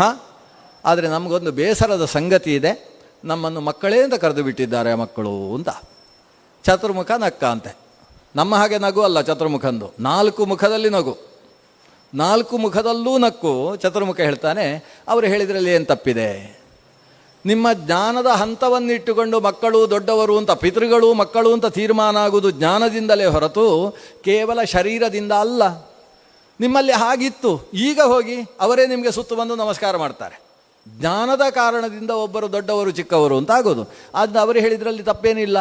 ಆದರೆ ಇದರಲ್ಲಿ ಇನ್ನೊಂದು ತತ್ವ ಇದೆ ನೋಡಿ, ನೀವು ಅವರಿಗೆ ಪಿತೃಗಳು, ಆದರೆ ನಿಮ್ಮನ್ನವರು ಮಕ್ಕಳೇ ಅಂತ ಹೇಳಿದರು ಅಂದರೆ ಇದರ ಅರ್ಥ ಏನಾಯಿತು? ಅವರು ನಿಮಗೆ ಪಿತೃಗಳಾದರು ಅಂತ ಅರ್ಥ. ಆದ್ದರಿಂದ ಅವರು ನಿಮಗೆ ಮಾತ್ರ ಪಿತೃಗಳಲ್ಲ, ಅವರು ಲೋಕಕ್ಕೆಲ್ಲ ಪಿತೃಗಳಾಗ್ತಾರೆ ಅಂತ ಹೀಗೆ ಚತುರ್ಮುಖ ಒಂದು ವರ ಕೊಟ್ಟಂತೆ. ಹಾಗಾಗಿ ಆ ದೇವತೆಗಳ ಮಕ್ಕಳು ದೇವತೆಗಳಿಗೂ ಪಿತೃಗಳು, ಮನುಷ್ಯರಿಗೂ ಪಿತೃಗಳು ಅಂತ. ನಾವು ಪಿತೃ ಅಂತ ಹೇಳಿದರೆ ದೇವತೆಗಳ ಮಕ್ಕಳಾದಂತಹ ಅಗ್ನಿಶ್ವಾತ್ತ ಮೊದಲಾದ ಪಿತೃಗಳು. ಅವರು ಯಾರು ಅಂದರೆ ದೇವತೆಗಳ ಮಕ್ಕಳು. ಹಾಗಾದರೆ ಈಗ 2ನೇ ಪಿತೃಗಳು ನಮಗೆ ಗೊತ್ತಾದರು. ಸಾಕ್ಷಾತ್ ಭಗವಂತ ಪಿತೃ. ಆಮೇಲೆ ಪಿತೃ ಅಂತ ಹೇಳಿದರೆ ನಾವು ಚಿರಪಿತೃ ಅಂತ ಇಲ್ಲಿ ಜಗನ್ನಾಥದಾಸರು ಅಲ್ಲಲ್ಲಿ ಬಳಸ್ತಾರೆ. ಚಿರಪಿತೃಗಳು. ಚಿರಪಿತೃಗಳು ಅಂದರೆ ಅರ್ಥ ಏನು? ಅವರು ಎಂದೆಂದೂ ಪಿತೃ ಅನ್ನುವ ಸ್ಥಾನದಲ್ಲಿ ಇರತಕ್ಕಂಥವರು ಅಂತ ಅರ್ಥ. ಹಾಗೆ ಅಂತೇಳಿ ಎಂದೆಂದೂ ಅಂತ ಹೇಳಿದರೆ ಒಂದು ಮನ್ವಂತರ ದಾಟಿ ಮುಂದಿನ ಮನ್ವಂತರದಲ್ಲೂ ಹಾಗರ್ಥ ಅಲ್ಲ. ಒಂದು ಮನ್ವಂತರಕ್ಕೆ ಪಿತೃಸ್ಥಾನ ಹೋಗ್ತದೆ, ಮತ್ತು ಹೊಸ ಪಿತೃಗಳು ಬರ್ತಾರೆ. ಹೇಗೆ ಧ್ರುವ ಅಂತ ಹೇಳುವ ಸ್ಥಾನ ಉಂಟು. ಧ್ರುವ ಅಂತ ಹೇಳಿದರೆ ಅದು ಧ್ರುವ ಅಲ್ಲ, ಒಂದು ಕಲ್ಪ ಮುಗಿದಾಗ ಮತ್ತೆ ಆ ಧ್ರುವ ಸ್ಥಾನವೂ ಕಳಚುತ್ತೆ, ಅಲ್ಲಿಗೆ ಮತ್ತೊಬ್ಬ ಧ್ರುವ ಸ್ಥಾನ ಮುಂದಿನ ಸೃಷ್ಟಿಯಲ್ಲಿ ಬರ್ತಾನೆ. ಹಾಗಾಗಿ ಧ್ರುವವೂ ಅಧ್ರುವ ಹೇಗೋ ಹಾಗೆ ಚಿರಪಿತೃಗಳು ಕೂಡ ಅಚಿರಪಿತೃಗಳು. ಆದರೆ ನಮ್ಮ ತಂದೆ ತಾಯಿಯರ ಹಾಗೆ ಒಂದು ಜನ್ಮಕ್ಕೆ ಸೀಮಿತರಾದ ಪಿತೃಗಳಲ್ಲ, ಅವರು ನಿರಂತರವಾಗಿ ನಮಗೆ ಪಿತೃಗಳು. ಹಾಗಾದರೆ 2 ಪಿತೃಗಳು ಸಿಕ್ಕಿದ್ರಾ? ಭಗವಂತ ಆಯಿತು, ಈ ಚಿರಪಿತೃಗಳಾಯಿತು. ಈಗ 3ನೇ ಪಿತೃಗಳಿದ್ದಾರೆ. ಅವರಿಗೆ ವಸು, ರುದ್ರ, ಆದಿತ್ಯ ಅಂತ ಹೆಸರು. ಇದು ಬಹಳ ಮುಖ್ಯವಾದದ್ದು. ಶ್ರಾದ್ದದಲ್ಲಿ ಮತ್ತೆ ಮತ್ತೆ ಮತ್ತೆ ವಸುರೂಪಂ ಅಸ್ಮತ್ ಪಿತರಂ ಶ್ರೀನಿವಾಸ ಶರ್ಮಾಣಂ ಭಾರ್ಗವ ಗೋತ್ರಂ ವಸುರೂಪಂ ಅಸ್ಮತ್ ಪಿತಾಮಹಂ ನಾರಾಯಣ ಶರ್ಮಾಣಂ ಭಾರ್ಗವ ಗೋತ್ರಂ ರುದ್ರರೂಪಂ, ಆಮೇಲೆ ಆದಿತ್ಯ ರೂಪಂ ಅಂತ. ವಸು, ರುದ್ರ, ಆದಿತ್ಯ ಅನ್ನುವ ಶಬ್ದ ಶ್ರಾದ್ದದಲ್ಲಿ ನಿರಂತರ ಪ್ರಯೋಗದಲ್ಲಿರುವಂಥದ್ದು. ಇವರನ್ನು ಪಿತೃ ಅಂತ ಶಾಸ್ತ್ರ ವ್ಯವಹಾರ ಮಾಡ್ತದೆ. ಅದರಲ್ಲಿ ವಸುಗಳು 8, ರುದ್ರರು 11, ಏಕಾದಶ ರುದ್ರರು, ಅಷ್ಟವಸುಗಳು, 12 ಆದಿತ್ಯರು ಅಂದರೆ 12 ಆದಿತ್ಯರು. ಇದಕ್ಕೊಂದು ಸಂಖ್ಯೆ ಉಂಟು, 8, 11, 12. ಇವರು ಈ 3 ದೇವತಾ ಸಮುದಾಯ ಉಂಟಲ್ಲ, ವಸು, ರುದ್ರ, ಆದಿತ್ಯ, ಇವರನ್ನು ನಾವು ಇವರೇ ಅಂತ ಹೆಸರಿಸುವುದು ಕಷ್ಟ. ನಮ್ಮ ಪ್ರಾತಃ ಕಾಲಕ್ಕೆ, ಮಧ್ಯಾಹ್ನ ಕಾಲಕ್ಕೆ ಮತ್ತು ಸಾಯಂಕಾಲಕ್ಕೆ ನಿಯಾಮಕವಾದ ದೇವತಾ ಶಕ್ತಿಗಳು. ಇದು ಒಂದು ವಾತಾವರಣದಲ್ಲಿ ಶಕ್ತಿ ಇರುತ್ತಲ್ವ, ಹೇಗೆ ಗ್ರಹಶಕ್ತಿ ವಾತಾವರಣದಲ್ಲಿ ತುಂಬಿದೆಯೋ ಹಾಗೆ ಪಿತೃಶಕ್ತಿಯೂ ಕೂಡ ವಾತಾವರಣದಲ್ಲಿ ತುಂಬಿದೆ. ಅಂತಹ ಆ ಪಿತೃಶಕ್ತಿ ಈ ವಸು, ರುದ್ರ, ಆದಿತ್ಯ ಅಂತ ಹೇಳ್ತಕ್ಕಂತಹ ಪಿತೃಶಕ್ತಿ. ಇವರು ನಮ್ಮ ಇಡೀ ಜೀವಮಾನವನ್ನು ನಿಯಂತ್ರಿಸ್ತಕ್ಕಂಥ ಶಕ್ತಿಗಳು. ಅಂದರೆ ಪಿತೃಗಳ ಅನುಗ್ರಹ ಎಲ್ಲಿಯ ತನಕ? ಇಡೀ ಜೀವಮಾನ. ಒಬ್ಬ ಮನುಷ್ಯ ಜಾಸ್ತಿ ಅಂದರೆ ಎಷ್ಟು ಬದುಕಿಯಾನು ಅನ್ನುವುದು ಒಂದು ಪ್ರಶ್ನೆ. ನಮ್ಮ ಉತ್ತರ ಏನು? 100 ವರ್ಷ ಅಂತ. ಆದರೆ ಉಪನಿಷತ್ತು 100 ಅಂತ ಹೇಳುವುದಿಲ್ಲ, 116 ಅಂತ ಹೇಳ್ತದೆ. ಮನುಷ್ಯನ ಪೂರ್ಣಾಯುಷ್ಯ 116 ವರ್ಷ. ಜ್ಯೋತಿಷ್ಶಾಸ್ತ್ರಕ್ಕೆ ಹೋದರೆ ಅದು 120 ವರ್ಷ ಅಂತ ಹೇಳ್ತದೆ. ವೇದಗಳಲ್ಲಿ ಸಾಮಾನ್ಯವಾಗಿ ಶತಮಾನಂ ಭವತಿ ಶತಾಯುಃ ಪುರುಷಃ ಅಂತ 100 ವರ್ಷ ಅಂತ ವೇದಗಳಲ್ಲಿ ಕಾಣಿಸುತ್ತೆ. ಎಲ್ಲಕ್ಕೂ ಅರ್ಥ ಒಂದೇ. ಅದು ಇಲ್ಲಿಗೆ ಸಂಬಂಧಪಟ್ಟ ವಿಷಯ ಅಲ್ಲ. ನಾವು ಇಲ್ಲಿಗೆ ಸಂಬಂಧಪಟ್ಟ ಹಾಗೆ ಇಲ್ಲಿ ಏನು ಹೇಳಿದ್ದಾರೆ ಅಂತ ನಾವು ಗಮನಿಸುವ. 116 ವರ್ಷ ಅನ್ನೋದು ಮನುಷ್ಯನ ಪೂರ್ಣಾಯುಷ್ಯ. ಈ ಪೂರ್ಣಾಯುಷ್ಯದಲ್ಲಿ ವಸುಗಳಿಗೆ ಸಂಬಂಧಪಟ್ಟ ಕಾಲ 24 ವರ್ಷ. ಆಮೇಲೆ ರುದ್ರರಿಗೆ ಸಂಬಂಧಪಟ್ಟ ವರ್ಷ 44 ವರ್ಷ. ಆಮೇಲೆ ಆದಿತ್ಯರಿಗೆ ಸಂಬಂಧಪಟ್ಟದ್ದು 48 ವರ್ಷ ಲೆಕ್ಕ ಹಾಕಿ. 24, 44, 48, 116 ಆಗದೆ ಹೋದರೆ ಏನಾದ್ರು ಸೇರಿಸಿಕೊಳ್ಳಿ. ಒಟ್ಟು ಸೇರಿಸಿ 116 ವರ್ಷ ಮನುಷ್ಯನ ಪೂರ್ಣ ಆಯುಷ್ಯ. ಇದರಲ್ಲಿ ಪ್ರಾತಃ ಕಾಲ, ಮಧ್ಯಾಹ್ನ ಕಾಲ, ಸಾಯಂಕಾಲ. ಹಾಗಾದರೆ ಮನುಷ್ಯನ ಜೀವನದಲ್ಲಿ ಪ್ರಾತಃ ಕಾಲ ಯಾವುದು? 24 ವರ್ಷ. ಕಾಲೇಜು ಹೋಗುವಂಥದ್ದು. ಏಜಿನಲ್ಲಿ ಕಾಲು ಅಂತ ಕರಿತೇವೆ. 25 ವರ್ಷಕ್ಕೆ ಮುಗಿಯುತ್ತಲ್ವ ಅದು. ಆ 24 ವರ್ಷ ಏನಿದೆ ಇದು ಮನುಷ್ಯನ ಪ್ರಾತಃ ಕಾಲ. 24ರಿಂದ 44 ವರ್ಷ ಅಂದರೆ 68 ವರ್ಷದ ತನಕ, ಷಷ್ಠಿ ಪೂರ್ತಿ ಮುಗಿಸಿ 70ನೇ ಶಾಂತಿಗೆ ಹತ್ತಿರ ಆಗುವಲ್ಲಿಯ ತನಕದ ಕಾಲ ಏನಿದೆ ಆ ಕಾಲವನ್ನು ಮಧ್ಯಾಹ್ನ ಕಾಲ ಅಂತ ಕರಿತೇವೆ. ಅಂದರೆ ಹಲ್ಲು ಗಿಲ್ಲು ಎಲ್ಲ ಗಟ್ಟಿಯಾಗಿರುತ್ತೆ, ಚಕ್ಕುಲಿ ತಿನ್ನಲಿಕ್ಕೆ ಸಾಧ್ಯ ಆಗ್ತದೆ. ಇದಕ್ಕೆ ರುದ್ರಕಾಲ ಅಂತ ಕರೀತಾರೆ. ಮೊದಲನೇದು ವಸುಕಾಲ, ಆಮೇಲಿನದ್ದು ರುದ್ರಕಾಲ. 68 ವರ್ಷದಿಂದ 116 ವರ್ಷದ ತನಕ ಏನು 48 ವರ್ಷಗಳಿದ್ದಾವೆ ಇದನ್ನು ಜೀವನದ ಸಾಯಂಕಾಲ ಅಂತ ಕರೀತಾರೆ. ಸಾಯಂಕಾಲ ಆದ್ದರಿಂದ ಚಕ್ಕುಲಿ ತಿನ್ನುವುದು ಸ್ವಲ್ಪ ಕಷ್ಟ. ಒಂದು ಪಾತ್ರೆ ಇಟ್ಕೊಂಡು ಟಕ್ ಅಂತ ಗುದ್ದಿ ತಿನ್ನಬೇಕಾದಂತಹ ಪ್ರಸಂಗ ಬರ್ತದೆ, ಅಥವಾ ಸಾರು ಹುಳಿಯಲ್ಲಿ ಹಾಕಿ ತಿನ್ನಬೇಕಾದ ಪ್ರಸಂಗ ಬರ್ತದೆ ಅಂತ ಅರ್ಥ. ಇದನ್ನೇ ಆದಿತ್ಯ ಕಾಲ ಅಂತ ಕರೆಯುವುದು. ವಸು, ರುದ್ರ, ಆದಿತ್ಯ. ಉಪನಿಷತ್ತು ಇದನ್ನು ಈ ಶಬ್ದದಿಂದ ಹೇಳಿಲ್ಲ, ಅದು ಗಾಯತ್ರ ಸವನ, ತ್ರೈಷ್ಟುಭ ಸವನ, ಜಾಗತ ಸವನ ಅನ್ನುವ ಶಬ್ದದಿಂದ ಕರೆದಿದೆ. ಗಾಯತ್ರಿ ಅಂದರೆ ಅದು 24 ಅಕ್ಷರದ್ದು. ಅದರಲ್ಲಿ ಒಂದು ಪಾದದಲ್ಲಿ 8 ಅಕ್ಷರ ಇರ್ತದೆ. 8 3 24, 3 ಪಾದ, ತ್ರಿಪದ ಗಾಯತ್ರಿ. 8 ಅಂದರು ವಸು ಅಂದರು ಒಂದೇ, ಅಷ್ಟವಸುಗಳು. ಆದರೆ 8 ಅಕ್ಷರವುಳ್ಳಂತಹ ಗಾಯತ್ರಿ ಛಂದಸ್ಸಿಗೆ ಸಂಬಂಧಪಟ್ಟ 24 ವರ್ಷದ ಕಾಲವನ್ನು ಗಾಯತ್ರ ಸವನ ಅಂತ ಕರೀತಾರೆ. ಆಮೇಲೆ ತ್ರಿಷ್ಟುಪ್ ಛಂದಸ್ಸಿನಲ್ಲಿ ಒಂದು ಪಾದದಲ್ಲಿ 11 ಅಕ್ಷರ ಇರ್ತದೆ. 11 ಅಕ್ಷರದ 4 ಪಾದಗಳು ಸೇರಿದಾಗ ಒಂದು ತ್ರಿಷ್ಟುಪ್ ಛಂದಸ್ಸು ಅಂದರೆ 44 ಅಕ್ಷರ ಆಗ್ತದೆ. ಹಾಗಾಗಿ 44 ವರ್ಷಗಳ ಮಾಧ್ಯಾಹ್ನಿಕ ಸವನ ಏನಿದೆ ಅದನ್ನು ತ್ರೈಷ್ಟುಭ ಸವನ ಅಂತ ಕರೆದಿದ್ದಾರೆ. ಆಮೇಲೆ ಜಗತಿ ಅಂತ ಮತ್ತೊಂದು ಛಂದಸ್ಸಿದೆ. ಅದರಲ್ಲಿ ಒಂದು ಪಾದದಲ್ಲಿ 12 ಅಕ್ಷರ ಇರ್ತದೆ. 12 ಅಕ್ಷರಗಳ 4 ಪಾದ ಅಂದರೆ 48 ಅಕ್ಷರಗಳಾಗ್ತವೆ. ಈ 48 ವರ್ಷಗಳ ಏನು ದೀರ್ಘಕಾಲಿಕವಾದಂತಹ ಸಾಯಂಕಾಲ ಇದೆ, ಸಾಯಂ ಸವನ ಇದೆ, ಅದನ್ನು ಜಾಗತ ಸವನ ಅಂತ ಕರೆದಿದ್ದಾರೆ. ಇದನ್ನೇ ವಸು, ರುದ್ರ, ಆದಿತ್ಯರ ಕಾಲ ಅಂತ ಹೇಳುವುದು. ಉಪನಿಷತ್ತು ಒಂದು ವಿಷಯವನ್ನು ಹೇಳ್ತದೆ. ಒಂದು ವೇಳೆ ಒಬ್ಬ ಮನುಷ್ಯ ತನ್ನ 24 ವರ್ಷದ ಮಧ್ಯಕಾಲದಲ್ಲಿ ಯಾವುದೋ ಅನಾರೋಗ್ಯ ಉಂಟಾಗಿ ಮುಂದೆ ಬದುಕುವುದು ಕಷ್ಟ ಅನ್ನುವ ಪ್ರಸಂಗ ಅವನಿಗೆ ಬಂದರೆ ಅವನು ರುದ್ರರಲ್ಲಿ ಪ್ರಾರ್ಥನೆ ಮಾಡಬೇಕಂತೆ ಮತ್ತು ವಸುಗಳಲ್ಲೂ ಪ್ರಾರ್ಥನೆ ಮಾಡಬೇಕಂತೆ. ಓ ವಸುಗಳೇ, ನಾನು ರುದ್ರ ಸವನವನ್ನು ಮಾಡಬೇಕಾಗಿದೆ. ಈಗಲೇ ನಾನು ಸತ್ತು ಹೋದರೆ ಮತ್ತೆ ರುದ್ರಸವನ ಅನ್ನುವುದು ಈ ಶರೀರದಿಂದ ಇಲ್ಲ ಅಂತ ಆಗ್ತದೆ. ಆದ್ದರಿಂದ ರುದ್ರಸವನಕ್ಕೆ ನನಗೆ ಅವಕಾಶವನ್ನು ಕಲ್ಪಿಸಿಕೊಡಿ ಅಂತ ವಸುಗಳ ಹತ್ರ ಪ್ರಾರ್ಥನೆ ಮಾಡಬೇಕಂತೆ. ಯಾರು ವಸುಗಳು? ಭಗವಂತನ 8 ರೂಪ. ಅದನ್ನ ವಸು ಅಂತ ಹೇಳಿದರೆ ಏನು ಅಷ್ಟವಸುಗಳು, ಅದು ಯಾರು ಅಗ್ನಿ ಮತ್ತೊಬ್ಬ ಅಲ್ಲ. ಭಗವಂತನ 8 ರೂಪ. ಸವಿಶ್ವ ತೈಜಸ ಪ್ರಾಜ್ಞ ತುರೀಯಾತ್ಮಾಂತರಾತ್ಮನಾಂ ಪರಮಾತ್ಮ ಜ್ಞಾನಾತ್ಮಯುಜಾಂ ಮದ್ರೂಪಾಣಾಂಚ ವಾಚಕಃ ಅಂತ ಆಚಾರ್ಯರು ತಂತ್ರಸಾರದಲ್ಲಿ ಹೇಳಿದಂತಹ ಭಗವಂತನ ವಿಶ್ವ, ತೈಜಸ, ಪ್ರಾಜ್ಞ, ತುರಿಯ, ಆತ್ಮ, ಅಂತರಾತ್ಮ, ಪರಮಾತ್ಮ, ಜ್ಞಾನಾತ್ಮ ಅಂತ ಹೇಳುವ ಪ್ರಣವ ಅಕ್ಷರ ಪ್ರತಿಪಾದ್ಯವಾದ 8 ರೂಪಗಳು. ಅವುಗಳನ್ನು ವಸು ಅಂತ ಕರೆದು ಅವರ ಹತ್ರ ಪ್ರಾರ್ಥನೆ ಮಾಡಬೇಕು. ಅವರು ನಿಶ್ಚಯವಾಗಿಯೂ ಮುಂದಿನ ಸವನಕ್ಕೆ ಹೋಗುವುದಕ್ಕೆ ಅವಕಾಶ ಕೊಡ್ತಾರೆ. ಅಲ್ಲೂ ಅನಾರೋಗ್ಯ ಮುಂದುವರೆದರೆ ರುದ್ರರ ಹತ್ರ ಪ್ರಾರ್ಥನೆ ಮಾಡಬೇಕು. ನನಗೆ ಮುಂದಿನ ಸವನದ ತನಕ ನೀನು ಜವಾಬ್ದಾರಿ ತಗೊಳ್ಬೇಕು, ಆಗ 116 ವರ್ಷ ಬದುಕಲಿಕ್ಕೆ ಆಗ್ತದೆ ಅಂತ ಉಪನಿಷತ್ತಿನಲ್ಲೇ ಬರತಕ್ಕಂಥ ವಿಷಯ. ಈ ವಸು, ರುದ್ರ, ಆದಿತ್ಯರು ಏನು ಜೀವನ ಪೂರ್ತಿ ನಮ್ಮನ್ನು ಸಂರಕ್ಷಣೆ ಮಾಡ್ತಕ್ಕಂಥವರಿದ್ದಾರೆ, ಆ ದೇವತೆಗಳು ಪ್ರತಿನಿತ್ಯವೂ ಪ್ರಾತಃ ಕಾಲ, ಮಧ್ಯಾಹ್ನ ಕಾಲ, ಸಾಯಂಕಾಲದಲ್ಲಿ ನಮ್ಮ ಶರೀರದಲ್ಲಿದ್ದುಕೊಂಡು ಶರೀರ ಸಂರಕ್ಷಕರಾಗಿದ್ದಾರೆ. ಅವರು ಪಿತೃಶಕ್ತಿಯಾಗಿ ವಾತಾವರಣದಲ್ಲಿ ತುಂಬಿದ್ದಾರೆ. ಹಾಗಾದರೆ 3 ಪಿತೃಗಳ ಬಗ್ಗೆ ನೋಡಿದ್ದಾಯಿತು. ಒಂದು ಭಗವಂತ, ಮತ್ತೊಂದು ಅಗ್ನಿಶ್ವಾತ್ತ ಮೊದಲಾದಂತಹ ಚಿರಪಿತೃಗಳು, ಅದಾದ ಮೇಲೆ ವಸುರುದ್ರ ಆದಿತ್ಯರು ಅಂತಾಯಿತು. 4ನೇ ಪಿತೃಗಳು ನಮ್ಮ ಅಪ್ಪ ಅಮ್ಮ. ಹಾಗಾಗಿ ಅಪ್ಪ ಅಮ್ಮನನ್ನು ಪಿತೃ ಅಲ್ಲ ಅಂತ ಹೇಳಲಿಕ್ಕಾಗುವುದಿಲ್ಲ. ಅವರ ಹೆಸರು ಗೋತ್ರಗಳನ್ನು ಹೇಳಿಕೊಂಡು ಅವರು ಕೂಡ ಪಿತೃಗಳೇ ಹೌದು. ಇಷ್ಟಾದ ಮೇಲೆ ಇಲ್ಲಿಗೆ 4 ಪಿತೃ ಆಯಿತಲ್ವಾ. 5ನೇ ಪಿತೃ ಇದ್ದಾನಂತೆ. ಅವನೇ ಯಾರು ಅಂದರೆ ಶ್ರಾದ್ದ ಮಾಡುವವ. ನೋಡಿ, ಶ್ರಾದ್ದ ಮಾಡುವವನು ಒಂದು ಪಿತೃ, ಅವನನ್ನು ಶ್ರಾದ್ದಕರ್ತೃ ಅಂತ ಕರೀತಾರೆ. ಈ ಶ್ರಾದ್ದಕರ್ತೃ 5ನೇ ಪಿತೃ. ಒಟ್ಟು 5 ಪಿತೃಗಳಿಂದ ಶ್ರಾದ್ದ ನಡೆಯೋದು. ಶ್ರಾದ್ದದಲ್ಲಿ 5 ಶ್ರಾದ್ದದಲ್ಲಿ ಸಿಕ್ಕಾಬಟ್ಟೆ 5 ಬಂದು ಹೋಗ್ತದೆ. ಶ್ರಾದ್ದದಲ್ಲಿ ಊಟಕ್ಕೆ ಕೂತ್ಕೊಳ್ಳುವವರು ಎಷ್ಟು ಜನ? 5 ಜನ. ಪಿತೃ, ಪಿತಾಮಹ, ಪ್ರಪಿತಾಮಹ ಅಂತ ಪಿತೃಸ್ಥಾನದಲ್ಲಿ 3 ಜನ, ಆಮೇಲೆ ಪುರೂರವ ಆರ್ದ್ರವ ಅಂತ ಹೇಳುವ ವಿಶ್ವೇ ದೇವಸ್ಥಾನದಲ್ಲಿ ಇಬ್ಬರು, ಒಟ್ಟು 5 ಜನ ಶ್ರಾದ್ದದಲ್ಲಿ ಊಟ ಮಾಡಲಿಕ್ಕೆ. ಶ್ರಾದ್ದಕ್ಕೆ ಬೇಕಾದ ವ್ಯಕ್ತಿಗಳು ಎಷ್ಟು ಜನ? 5 ಜನ ಬೇಕು ಅಂತಿಲ್ಲ, ಈ 5 ಜನ ಊಟಕ್ಕೆ ಬೇಕು ಅಂತಿಲ್ಲ, 5 ಜನ ಇದ್ದರೆ ಸಾಕಂತೆ. ಒಟ್ಟು 5 ಜನ ಇದ್ದರೆ ಸಾಕು ಶ್ರಾದ್ದಕ್ಕೆ. ಅದು ಹೇಗೆ ಅನ್ನೋದನ್ನು ಮುಂದೆ ನೋಡುವ, ಕಥೆಯಲ್ಲಿ ನೋಡುವ. ಶ್ರಾದ್ದದಲ್ಲಿ ಭಗವಂತನ ಪಂಚರೂಪದ ಆರಾಧನೆ ಇದೆ. ಅದನ್ನು ಜಗನ್ನಾಥದಾಸರು ಒತ್ತಿ ಹೇಳ್ತಾರೆ. ಭಗವಂತನ ಪಂಚರೂಪ ಅಂದರೆ ಯಾವುದು ಗೊತ್ತಲ್ವ? ವಾಸುದೇವ, ಸಂಕರ್ಷಣ, ಪ್ರದ್ಯುಮ್ನ, ಅನಿರುದ್ಧ ಮತ್ತು ನಾರಾಯಣ ಅನ್ನುವ ರೂಪ.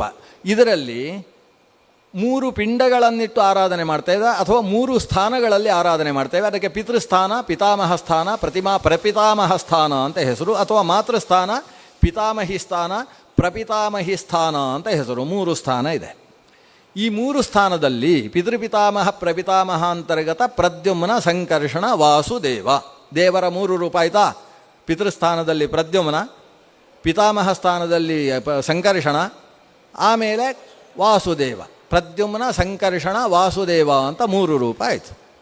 ಇದರ ಜೊತೆಗೆ ಶಾಲಗ್ರಾಮವನ್ನು ಮುಂದಿಟ್ಟುಕೊಂಡೇ ಪಿತೃಕಾರ್ಯವನ್ನು ಮಾಡಬೇಕು. ಇವತ್ತು ಬೆಳಗ್ಗೆ ಪೂಜ್ಯ ಶ್ರೀಪಾದರ ಪಾಠದಲ್ಲೂ ಅದು ಬಂದದ್ದನ್ನು ನಾವು ಕೇಳಿದ್ದೇವೆ. ಶಾಲಗ್ರಾಮ ಅನ್ನುವ ದೇವಸ್ಥಾನ ಇಲ್ಲದೆ ಪಿತೃಸ್ಥಾನದಲ್ಲಿ ಪಿತೃಗಳು ಬರುವುದೇ ಇಲ್ಲ. ದೇವಸ್ಥಾನ ಬೇಕು. ಎಲ್ಲ ಕಡೆಯಲ್ಲೂ ಇವತ್ತು ಪುಣ್ಯಕ್ಕೆ ಅದು ಉಳ್ಕೊಂಡಿದೆ. ಪುಣ್ಯಕ್ಕೆ ಅಂದರೆ ಏನು? ಕೇವಲ ಮಾಧ್ವ ಪರಂಪರೆಯಲ್ಲಿ ಮಾತ್ರ ಅಲ್ಲ, ಶಾಂಕರ ಪರಂಪರೆಯಲ್ಲೂ ಕೂಡ ಶಾಲಗ್ರಾಮವನ್ನಿಟ್ಟು ಪಿತೃ ಕಾರ್ಯಗಳನ್ನು ನಡೆಸ್ತಾರೆ. ಎಲ್ಲರ ಪರಂಪರೆಯಲ್ಲೂ ಶಾಲಗ್ರಾಮದ ಸನ್ನಿಧಾನದಲ್ಲೇ ಪಿತೃಕಾರ್ಯ ನಡೀತದೆ ಅನ್ನೋದು ಬಹಳ ವಿಶೇಷ. ಯಾಕಂದರೆ ಧರ್ಮಶಾಸ್ತ್ರ ಎಲ್ಲರಿಗೂ ಸಮಾನವಾದದ್ದು. ಹಾಗಾಗಿ ಅಲ್ಲಿ ಶಾಲಗ್ರಾಮದ ಸನ್ನಿಧಾನ ಇರಬೇಕು. ದೇವರ ಪ್ರತಿಮೆಗಿಂತ ಶಾಲಗ್ರಾಮದಲ್ಲಿ ಒಂದು ವಿಶೇಷ ಇದೆ. ಪ್ರತಿಮೆಯಲ್ಲಿ ದೇವರನ್ನು ಆವಾಹನೆ ಮಾಡಿದ ಮೇಲೆ ದೇವರು ಸನ್ನಿಹಿತನಾಗುವುದು. ಶಾಲಗ್ರಾಮ ಹಾಗಲ್ಲ. ಶಾಲಗ್ರಾಮ ಶಿಲಾಯಾಂತೂ ನಿತ್ಯಂ ಸನ್ನಿಹಿತೋ ಹರಿಹಿ. ಶಾಲಗ್ರಾಮ ಶಿಲೆಯಲ್ಲಿ ನಿತ್ಯವೂ ಹರಿ ಸನ್ನಿಹಿತನಾಗಿದ್ದಾನೆ. ನಿತ್ಯಂ ಸನ್ನಿಹಿತ ಕಲಿಹಿ ಅಲ್ಲ, ಅದು ಶಾಲಗ್ರಾಮ ಶಿಲಾಯಾಂತೂ ವಸಂತಂ ಕಲಿಮೋಜಸ ಭೀಮಸೇನ ಮಹಾಬಾಹೋ ಗದಯ ಪೋಥಯ ಪ್ರಭೋ ಅಂತ. ಶಾಲಗ್ರಾಮ ಶಿಲೆ ಅಲ್ವಾ? ಶಿಲೆ ಅಂತಾದ ಮೇಲೆ ಅದರಲ್ಲಿ ಒಂದು ರೀತಿಯ ಕಲಿ ಇರ್ತದೆ. ಅದನ್ನು ಒಂದು ಸಲ ತೊಳಿಬೇಕು. ತೊಳೆದಾಗ ಶಿಲೆಯಲ್ಲಿದ್ದಂತಹ ಒಂದು ರೀತಿಯ ಈ ಕಬ್ಬಿಣವು ತುಕ್ಕು ಹಿಡಿದಾಗೆ ಶಿಲೆಯಲ್ಲಿ ಒಂದು ರೀತಿಯ ವಾಸನೆಯ ಪದಾರ್ಥ ವಾತಾವರಣದ ಬಲದಿಂದ ನಿಷ್ಪನ್ನವಾಗ್ತದೆ. ಅದನ್ನು ತೊಳೆದು ತೆಗೆಯುವುದಕ್ಕೆ ಕಲಿದಿಸ್ಸರಣ ಅಂತ ಹೆಸರು. ಅದಕ್ಕೆ ಭೀಮಸೇನನ ಗದಾ ಒಂದು ಪೋಥನ ನಡಿಬೇಕು. ಆದರೆ ಶಾಲಗ್ರಾಮ ಶಿಲಾಯ ಅಂತೂ ನಿತ್ಯಂ ಸನ್ನಿಹಿತೋ ಹರಿಹಿ, ಅಂದರೆ ಅಲ್ಲಿ ಆವಾಹನೆ ಮಾಡದೇ ಇದ್ದರೂ ಭಗವಂತನ ಸನ್ನಿಧಾನ ಶಾಲಗ್ರಾಮದಲ್ಲಿ ನಿತ್ಯವೂ ಇರ್ತದೆ. ಅಂತಹ ಶಾಲಗ್ರಾಮ ಸನ್ನಿಧಾನದಲ್ಲಿ ನಾವು ಪಿಂಡ ಪ್ರದಾನಾದಿ ವಿಧಾನಗಳನ್ನೆಲ್ಲ ನಡೆಸುವುದು. ಆ ಶಾಲಗ್ರಾಮ ಉಳ್ಳಂತಹ ದೇವಸ್ಥಾನದಲ್ಲಿ ನಾರಾಯಣ ಅನ್ನುವ ರೂಪ ಇರ್ತದೆ. ಹಾಗಾದರೆ ಪ್ರದ್ಯುಮ್ನ, ಸಂಕರ್ಷಣ, ವಾಸುದೇವ, ನಾರಾಯಣ ಅಂತ 4 ರೂಪ ಆಯಿತು. ಶ್ರಾದ್ದ ಕರ್ತೃ ಯಾರಿದ್ದಾನೆ ಅವನಲ್ಲಿ ಅನಿರುದ್ಧ ಅನ್ನುವ ಭಗವಂತನ ರೂಪವನ್ನು ಚಿಂತಿಸಬೇಕು. ಇದನ್ನು ಜಗನ್ನಾಥದಾಸರು ಒಂದು ಪದ್ಯದಲ್ಲಿ ಹೇಳಿದ್ದಾರೆ. ನಾನು ಪದ್ಯ ಓದುವುದಿಲ್ಲ ಅಷ್ಟೇ, ಆಮೇಲೆ ನೀವು ಪದ್ಯ ಓದಿಕೊಳ್ಳಿ. ಅಲ್ಲಿ ಹೇಳಿದ್ದಾರೆ, ಈಗ ಪಂಚರೂಪದ ಚಿಂತನೆ ಶ್ರಾದ್ದದಲ್ಲಿ ಕರ್ತವ್ಯವಿದೆ. ಕರ್ತೃವಿನಲ್ಲಿ ಅನಿರುದ್ಧ, ದೇವಸ್ಥಾನದಲ್ಲಿ, ದೇವಸ್ಥಾನ ಅಂದರೆ ರಾಮ ಮಂದಿರದ ಪಕ್ಕ ಅಂತ ಹಾಗೆ ಯೋಚನೆ ಮಾಡುವುದಲ್ಲ. ಶ್ರಾದ್ದದಲ್ಲಿ ಒಂದು ದೇವಸ್ಥಾನ, ಪಿತೃಸ್ಥಾನ ಅಂತ ವಿಭಾಗ ಇದೆ. ಆ ದೇವಸ್ಥಾನದಲ್ಲಿ ನಾರಾಯಣ, ಪಿಂಡಸ್ಥಾನದಲ್ಲಿ ಪ್ರದ್ಯುಮ್ನ, ಸಂಕರ್ಷಣ, ವಾಸುದೇವ ಅಂತೇಳುವ ಭಗವಂತನ ರೂಪ. ಹಾಗಾದರೆ ಕರ್ತೃವಿನಲ್ಲಿ ಅನಿರುದ್ಧವೆಂಬ ರೂಪ ಉಂಟಲ್ವಾ, ಆ ಕರ್ತೃ ಶ್ರಾದ್ದ ಕರ್ತೃ ಆದ ಆತ ಒಂದು ಪಿತೃ. ಅವನು ಪಿತೃ ಅಂದರೆ ಅವನು ಮಕ್ಕಳಿಗೆ ಜನ್ಮ ಕೊಟ್ಟಿದ್ದಾನೆ, ಅವರ ಮಕ್ಕಳಿಗೆ ಪಿತೃ ಹೌದು. ಅದರ ಜೊತೆಗೆ ಇಲ್ಲಿ ಶ್ರಾದ್ದದಲ್ಲಿ ಅವನಿಗೆ ಪಿತೃ ಅಂತ ಹೆಸರು. ಆ ಕಾರಣದಿಂದಲೇ ಶ್ರಾದ್ದದ ದಿವಸ ಅವನಲ್ಲಿ ಪಿತೃದೇವತೆಗಳ ಸನ್ನಿಧಾನ ಇರ್ತದೆ. ಕರ್ತೃವಿನಲ್ಲಿ ಪಿತೃ ಸನ್ನಿಧಾನ ಇರ್ತದೆ. ಶ್ರಾದ್ದದ ದಿವಸವೇ ಅಲ್ಲಂತೆ, ಹಿಂದಿನ ದಿವಸದಿಂದಲೇ ಶುರುವಾಗ್ತದೆ ಅಂತೆ. ಮರು ದಿವಸ ಬೆಳಗ್ಗೆ ಸೂರ್ಯೋದಯ ಆಗುವಲ್ಲಿಯ ತನಕ ಪಿತೃ ಸನ್ನಿಧಾನ ಅವನ ಶರೀರದಲ್ಲಿ ಇರ್ತದೆ. ಆ ಕಾರಣದಿಂದಲೇ ಆತ ಹಿಂದಿನ ದಿವಸ, ಅವತ್ತಿನ ದಿವಸ, ಮರುದಿವಸ ಸೂರ್ಯೋದಯದ ತನಕ ಹಲವು ದೀಕ್ಷೆಗಳಲ್ಲಿ ಬದ್ಧನಾಗ್ತಾನೆ. ಬ್ರಹ್ಮಚರ್ಯವೇ ಮೊದಲಾದ ನಿಯಮಗಳು ಅವನಿಗಿದ್ದಾವೆ. ತಾಂಬೂಲ ಭಕ್ಷಣಾದಿಗಳನ್ನು ಆತ ನಡೆಸುವ ಹಾಗಿಲ್ಲ. ಆತ ಯಾವುದು 40 ಧನುಸ್ಸಿಗಿಂತ ದೂರಕ್ಕೆ ತಾನು ಯಾತ್ರೆಯನ್ನೂ ಮಾಡುವ ಹಾಗಿಲ್ಲ. ಇಂಥ ವಿಧಾನಗಳೆಲ್ಲ ಅವನಿಗೆ ಯಾಕೆ ಇರುವುದು ಅಂದರೆ ಅವನಲ್ಲಿ ಪಿತೃ ಸನ್ನಿಧಾನ ಇದೆ ಎಂಬ ಕಾರಣದಿಂದ. ಹೀಗಾಗಿ ಅವನು ಒಂದು ಪಿತೃ. ಒಟ್ಟು ಎಷ್ಟಾಯಿತು? 5 ಪಿತೃಗಳದು. ಈ 5 ಪಿತೃಗಳನ್ನು ಭಗವಂತನ ಪಂಚರೂಪದ ಜೊತೆಗೆ ಪಂಚಸ್ಥಾನದಲ್ಲಿ ಆರಾಧನೆ ಮಾಡತಕ್ಕಂತಹ ಕರ್ಮವನ್ನೇ ನಾವು ಶ್ರಾದ್ದ ಕರ್ಮ, ಪಿತೃಕರ್ಮ ಅಂತ ಕರೆಯೋದು. ಹಾಗಾದರೆ ಈಗ ನಮ್ಮ ತಂದೆ ತಾಯಿಯರನ್ನು ಪೂಜಿಸ್ತೇವೆ ಅನ್ನೋದು ತುಂಬ ಅಪ್ರಧಾನವಾಗಿ ಹೋಯಿತು. ಯಾಕಂದರೆ 5 ಬಗೆಯ ಪಿತೃಗಳಲ್ಲಿ ಒಂದು ಪಿತೃ ಅಷ್ಟೇ, ಅಪ್ಪ ಅಮ್ಮ ಅನ್ನೋದು ಒಂದು ಪಿತೃ ಅಷ್ಟೇ. ಇನ್ನು ಉಳಿದ ಹಾಗೆ ಪೂಜೆಯನ್ನು ಸ್ವೀಕರಿಸ್ತಕ್ಕಂಥವರು ಯಾರು? ಎಲ್ಲರೂ ಎತ್ತರದ ಶ್ರೀಮನ್ನಾರಾಯಣನಿಂದ ಪ್ರಾರಂಭಿಸಿಕೊಂಡು ನಮ್ಮ ವಸುರುದ್ರಾದಿತ್ಯರ ತನಕದ ಪಿತೃಗಳು ಅಲ್ಲಿ ಪೂಜೆಯನ್ನು ಸ್ವೀಕರಿಸತಕ್ಕಂಥ ವಿಧಾನ ಇರುವುದು. ಹಾಗಾಗಿ ಶ್ರಾದ್ದದ ಮೂಲಕ ಆರಾಧಿಸಲ್ಪಡತಕ್ಕಂಥ ಭಗವಂತ ಷಣ್ಣವತಿ ಅಂತ ಕರೆಸಿಕೊಳ್ತಾನೆ. ಅವನಿಗೆ ಪಿತೃ ಅಂತ ಮತ್ತೊಂದು ಹೆಸರು. ಅವನನ್ನು ಷಣ್ಣವತಿ ಅಂತ ಯಾಕೆ ಕರೆಯುವುದು ಅಂತೇಳಿದರೆ ಅವನಿಗೆ 96 ರೂಪಗಳಿದ್ದಾವೆ. ಸಂಸ್ಕೃತದಲ್ಲಿ ನವತಿ ಅಂದರೆ 90, ಷಟ್ ಅಂದರೆ 6. ಷಣ್ಣವತಿ ಅಂತೇಳಿದರೆ ಯಾವತ್ತು ನಾವು ಸಂಸ್ಕೃತದಲ್ಲಿ ಹೇಳಿದ್ದನ್ನು ತಿರುಗು ಮುರುಗು ಮಾಡಿ ಬರಿಬೇಕು. ಷಟ್ ನವತಿ ಅಂತ 6, 9 ಅಂತ ಬರೆಯುವುದಲ್ಲ, ಮತ್ತು 90 ಅಂತ ಬರೆದು +6 ಅಂತ ಬರಿಬೇಕು. ಇದು ಮೊದಲು ಬರೆದ ಅಕ್ಷರ ಶಬ್ದ ಏನಿದೆ ಅದು ದಶಮ ಸ್ಥಾನದಲ್ಲಿರ್ತದೆ, ನಂತರ ಬರೆದದ್ದು ಅದು 1ರ ಸ್ಥಾನದಲ್ಲಿ ಬರ್ತದೆ. ಹೇಳಬೇಕಾದ್ರೆ ಏನಾಗ್ತದೆ? ಷಣ್ಣವತಿ ಅಂದರೆ 96 ಅಂತ ಅರ್ಥ. ಈ ಅಂಕಾನ ವಾಮತೋಗದಿ ಅಂತ ಹೇಳ್ತೇವಲ್ಲ, ಅದೇ ಇದೇ ಕಾರಣದಿಂದ ಬಂದದ್ದು. ಅದನ್ನು 96 ರೂಪದಿಂದ ಭಗವಂತ ಇರ್ತಾನೆ. ಅದು ಸಂವತ್ಸರದಲ್ಲಿರುವ 96 ದಿವಸಗಳಿಗೆ ಸಂಬಂಧಪಟ್ಟ ರೂಪವೂ ಹೌದು. ಒಂದು ವರ್ಷದಲ್ಲಿ ಪಿತೃಕಾರ್ಯವನ್ನು ನಡೆಸಬೇಕಾದ ದಿವಸಗಳು ಒಟ್ಟು 96. 96 ದಿವಸಗಳು ಯಾವುದು ಅಂತ ವಿವರಣೆ ಬೇಡವಲ್ಲ? ಬೇಡ. ಅದು ಮುಖ್ಯವಾಗಿ ಇಷ್ಟೇ: 12 ಮಾಸಗಳಲ್ಲಿ ಬರುವ 12 ಅಮಾವಾಸ್ಯೆಗಳು, ಆಮೇಲೆ 12 ಸಂಕ್ರಾಂತಿಗಳು, ಆಮೇಲೆ ವ್ಯತಿಪಾತಗಳು 13, ವೈಧೃತಿ ಅನ್ನುವ ಯೋಗ 13. ಯಾಕಂದರೆ 27 ದಿವಸಕ್ಕೆ ಒಂದು ಬಾರಿ ವೈಧೃತಿ ಬರ್ತದೆ. ಹೀಗೆ ಒಟ್ಟು ವರ್ಷದಲ್ಲಿ 13 ವೈಧೃತಿ, 13 ವ್ಯತಿಪಾತಗಳು, ಆಮೇಲೆ ಕೃತಯುಗಾದಿ, ದ್ವಾಪರ ಯುಗಾದಿ, ತ್ರೇತಾಯುಗಾದಿ ಮತ್ತು ಕಲಿಯುಗಾದಿ ಅಂತ ಹೇಳ್ತಕ್ಕಂತಹ 4 ಯುಗಾದಿಗಳು. ಅಕ್ಷಯ ತೃತೀಯಾದ ದಿವಸ ತ್ರೇತಾಯುಗಾದಿ ಬರ್ತದೆ. ಹಾಗೆ ಯುಗಾದಿಗಳು 4, ಮನ್ವಾದಿಗಳು ಒಟ್ಟು 14 ಮನ್ವಂತರ ಇರುವುದರಿಂದ 14 ಮನ್ವಾದಿಗಳು. ಅಷ್ಟಕ ಅಂತ ಕರೆಸಿಕೊಳ್ತಕ್ಕಂಥ ಪೂರ್ವೇದ್ಯು, ಅಪರೇದ್ಯು ಮತ್ತು ಅಷ್ಟಕ ಅಂತ ಕರೆಸಿಕೊಳ್ತಕ್ಕಂಥ ಒಟ್ಟು 12. 3 ಅಷ್ಟಕೆಗಳು ಅಂದರೆ 12. ಈ 12ಅನ್ನು ಸೇರಿಸಿದರೆ ಒಟ್ಟು ಲೆಕ್ಕ ಹಾಕಿದರೆ 96 ಸಿಗ್ತದೆ. ಈ 96 ಏನಿದೆ ಆ ದಿವಸಗಳಿಗೆ ಭಗವಂತನ 96 ರೂಪಗಳು ನಿಯಾಮಕವಾಗಿದ್ದಾವೆ. ಆ 96 ರೂಪಗಳಿಗೆ ಪಿತೃ ಅಂತ ಹೆಸರು. ಭಗವಂತನ 96 ರೂಪಗಳಿಗೆ ಆ 96 ಪಿತೃದೇವತೆಗಳೇನಿದ್ದಾರೆ ಅವರನ್ನು ಒಟ್ಟು ಸೇರಿಸಿ ಷಣ್ಣವತಿ ದೇವತಾ ಅಂತ ಕರಿತೇವೆ. ಆ ಷಣ್ಣವತಿ ದೇವತೆಗಳು ಯಾವತ್ತು ಮೃತರಾದ ತಂದೆ ತಾಯಿಯರ ಮಾಸಿಕ ತಿಥಿ ಬರ್ತದೆ, ಅಂದರೆ ವರ್ಷದಲ್ಲಿ ಬರುವ ಮಾಸದಲ್ಲಿ ಬರುವ ತಿಥಿ ಬರ್ತದೋ ಆ ದಿವಸ ಆ 96 ರೂಪಗಳಿಂದ ದೇವರು ಆ ಶ್ರಾದ್ದವನ್ನು ಸ್ವೀಕಾರ ಮಾಡ್ತಾನಂತೆ.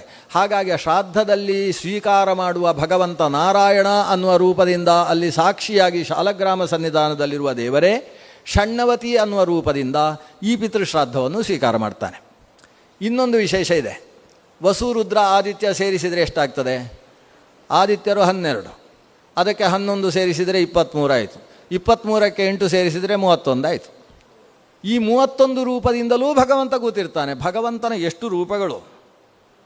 ಒಂದು ಸಲ 6555 ರೂಪಗಳನ್ನು ಹೇಳ್ತಾರೆ, ಇನ್ನೊಂದು ಬಾರಿ 155 ರೂಪವನ್ನು ಹೇಳ್ತಾರೆ, ಇನ್ನೊಂದು ಬಾರಿ 96 ರೂಪಗಳನ್ನು ಹೇಳ್ತಾರೆ. ಭಗವಂತನ ಅನೇಕ ರೂಪಗಳಿಂದ ಸಂಸ್ಥಿತನಾಗಿದ್ದುಕೊಂಡು ದೇವರು ಸ್ವೀಕಾರ ಮಾಡ್ತಾರೆ.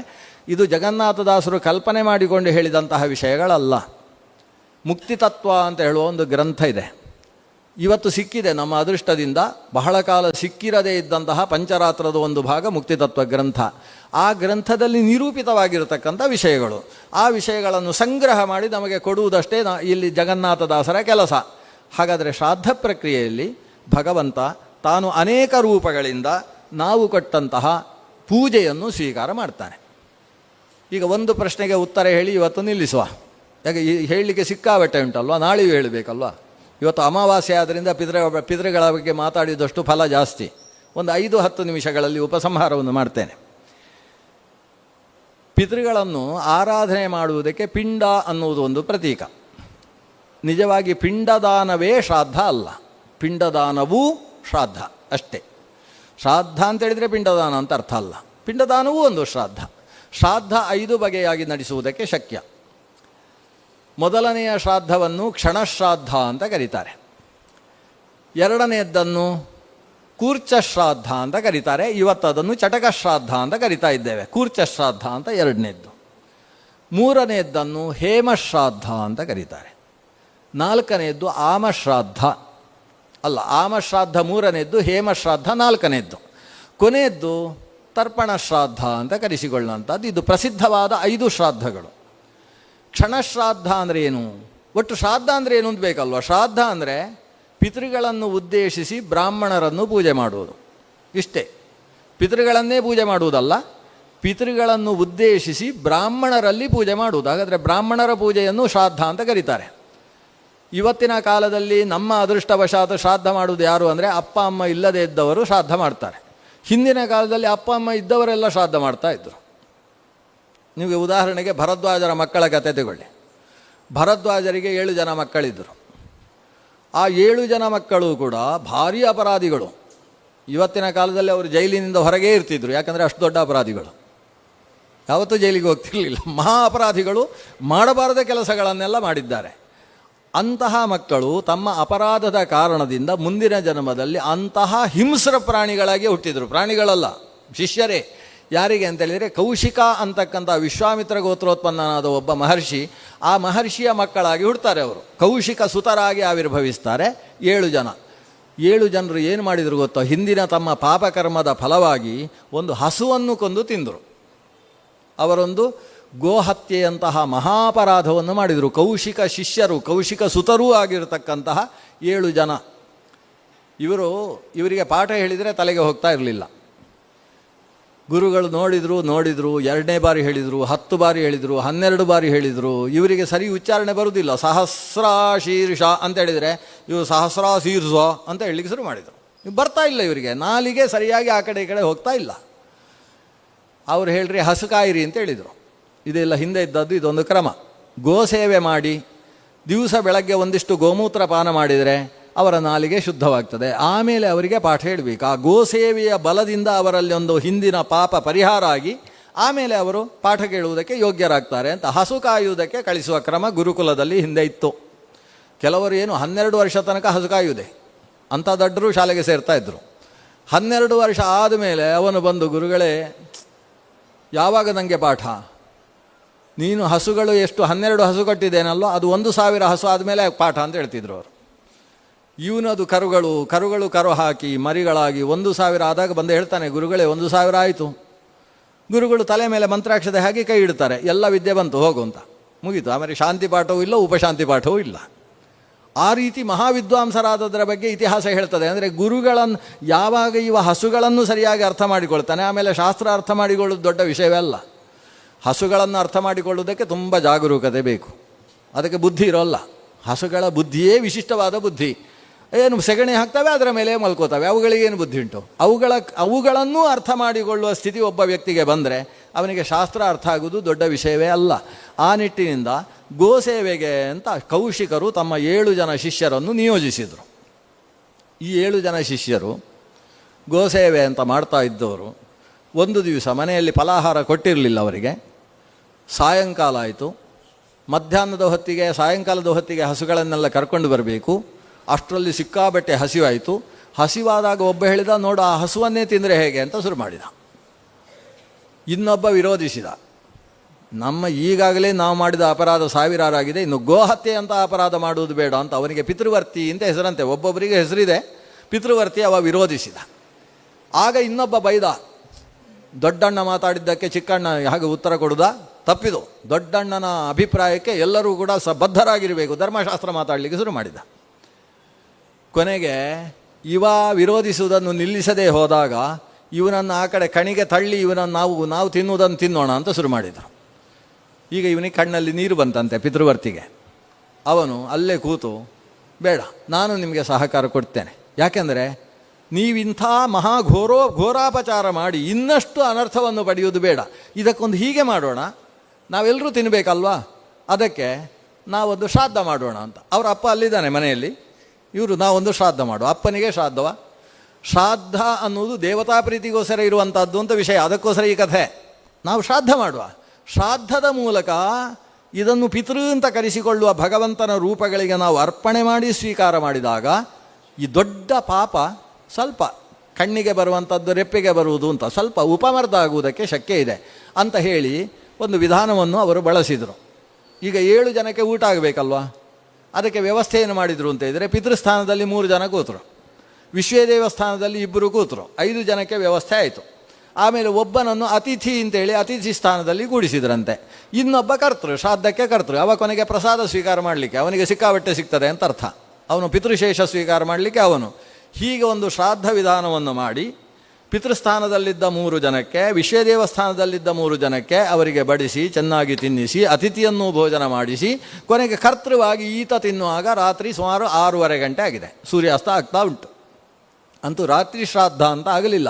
ಸಾಯಂ ಶ್ರಾದ್ದವನ್ನು ಮಾಡಿದ ಇವರು ಸೂರ್ಯಾಸ್ತ ಆದಮೇಲೆ ಕರುವನ್ನು ಮಾತ್ರ ಕರ್ಕೊಂಡು ಬರ್ತಾರೆ. ಗುರುಗಳು ಕೇಳಿದರು, ಎಲ್ಲಿುಂಟು ಹಸು? ಅದು ಹುಲಿ ಹಿಡ್ಕೊಂಡು ಹೋಯಿತು ಅಂತ. ನೋಡಿ, ಒಂದು ಅಪರಾಧ ಮಾಡಿದ್ದು ಇನ್ನೊಂದು ಅಪರಾಧ ಆಯಿತು. ಅಪರಾಧಕ್ಕೊಂದು ಅಪರಾಧ ಸೇರಿತು. ಹುಲಿ ತಿಂದು ಬಿಟ್ಟಿತು.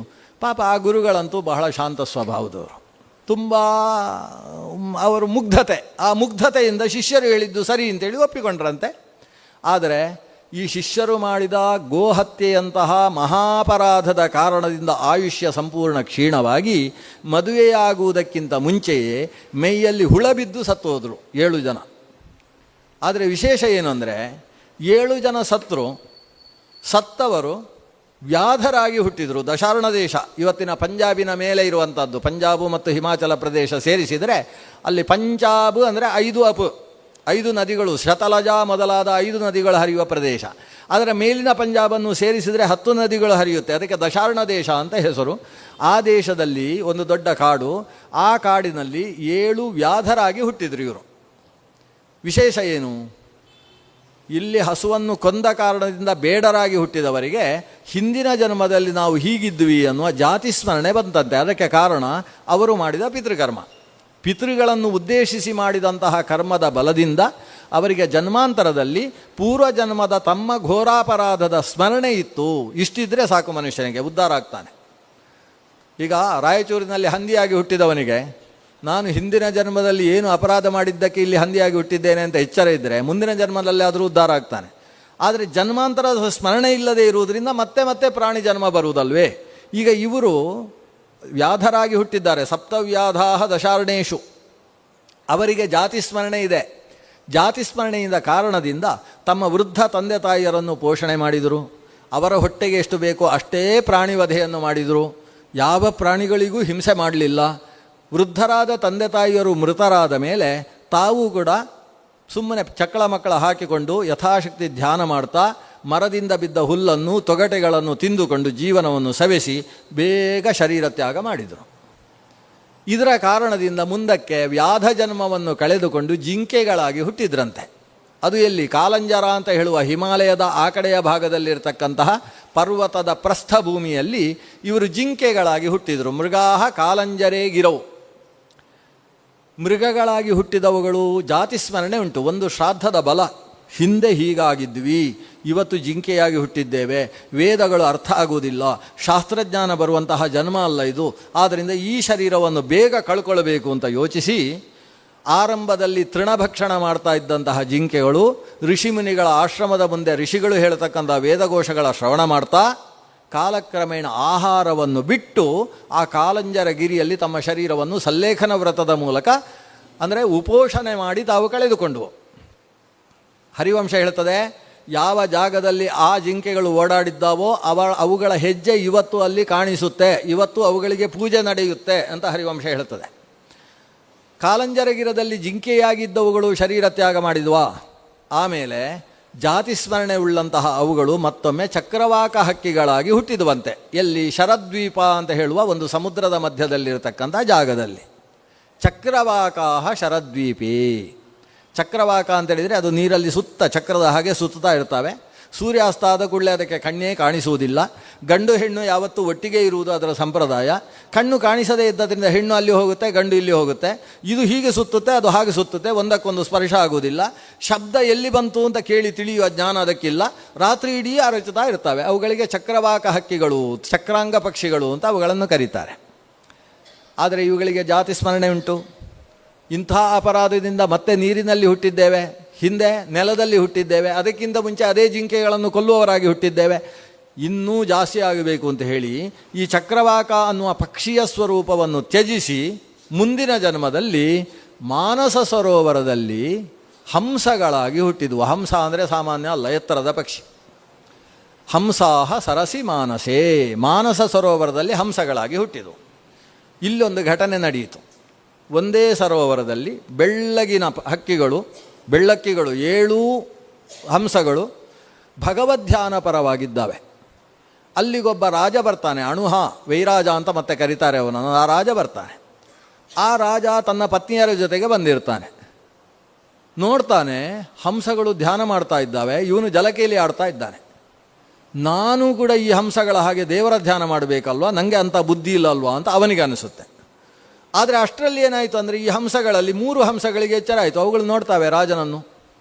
ಒಂದು ಹಂಸ ಹೇಳ್ತದೆ, ನಾನು ಮಾಡಿದ ಪುಣ್ಯ ಏನಾದಿದ್ದರೆ ನಿಜವಾಗಿ ನಾನು ರಾಜನಾಗಿ ಹುಟ್ಟಬೇಕು, ಅದು ಈ ರಾಜನಿಗೆ ಮಗನಾಗಿ ಹುಟ್ಟಬೇಕು ಅಂತ ಅವನು ಅಂದ್ಕೊಳ್ತಾನೆ. ನೋಡಿ, ಈ ರಾಜ ಅಂದ್ಕೊಳ್ತಾನೆ, ನಾವು ಮನುಷ್ಯರಾಗಿದ್ದೇವೆ, ಧ್ಯಾನ ಮಾಡಲಿಕ್ಕೆ ನಮಗೆ ಆಗ್ತಾ ಇಲ್ಲ, ಹಂಸಗಳೂ ಧ್ಯಾನ ಮಾಡ್ತಾ ಇದ್ದಾವೆ, ನಾನು ಇವುಗಳ ಹಾಗೆ ಧ್ಯಾನ ಪರವಶನಾಗಬೇಕು ಅಂತ ಆ ರಾಜ ಅಂದ್ಕೊಂಡ್ರೆ, ಈ ಹಂಸ ನಾನು ಹೋಗಿ ಏನು ಕಷ್ಟಪಡ್ತಾ ಇದ್ದೇನೆ, ನನ್ನಲ್ಲಿ ಪುಣ್ಯ ಫಲ ಏನಾದರಿದ್ದರೆ ರಾಜನಾಗಿ ಹುಟ್ಟಬೇಕು.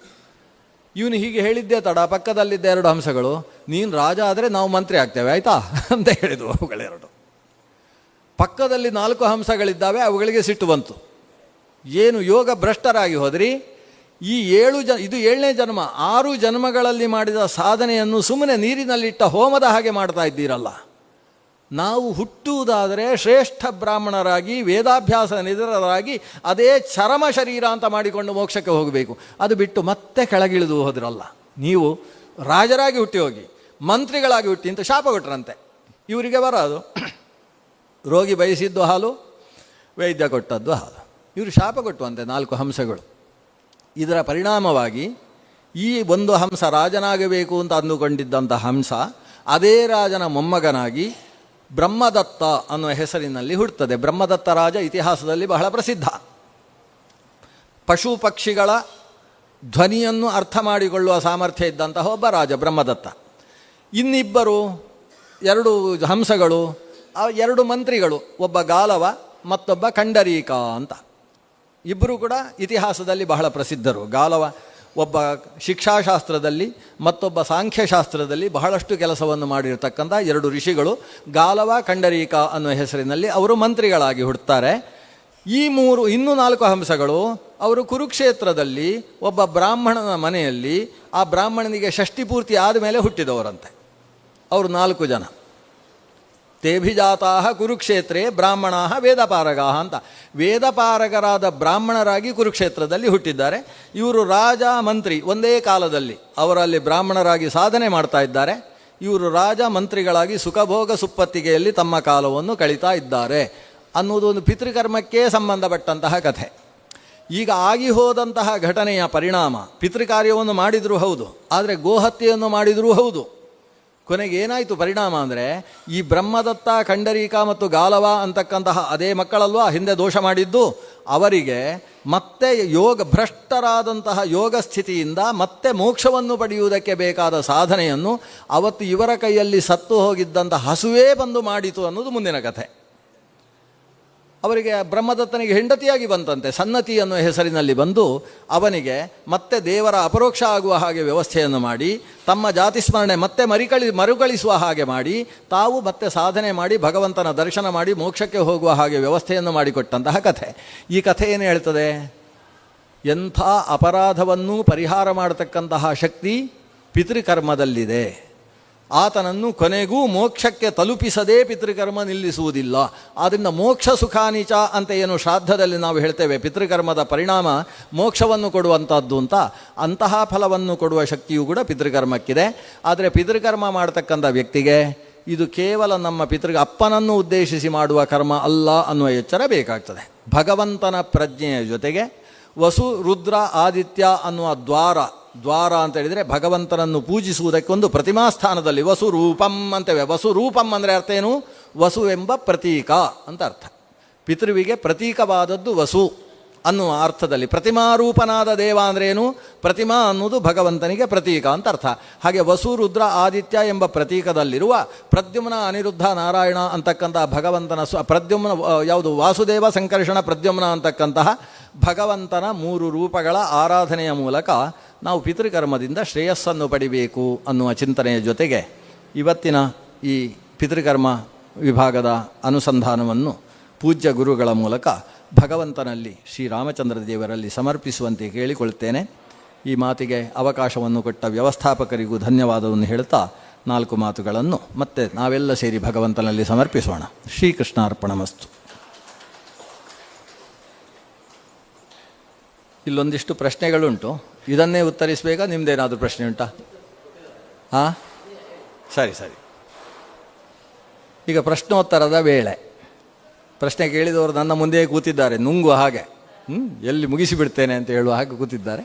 ಯಥಾಶಕ್ತಿ ಉತ್ತರಿಸುವುದಕ್ಕೆ ಪ್ರಯತ್ನಿಸ್ತೇನೆ. ಇದರಲ್ಲಿ ಅನೇಕ ಪ್ರಶ್ನೆ ಇದೆ. ಅದರಲ್ಲಿ ನನಗೆ ಯಾವುದು ಕಣ್ಣಿಗೆ ಕಾಣಿಸ್ತದೆ ಅದನ್ನು ಮೊದಲು ಉತ್ತರಿಸ್ತೇನೆ.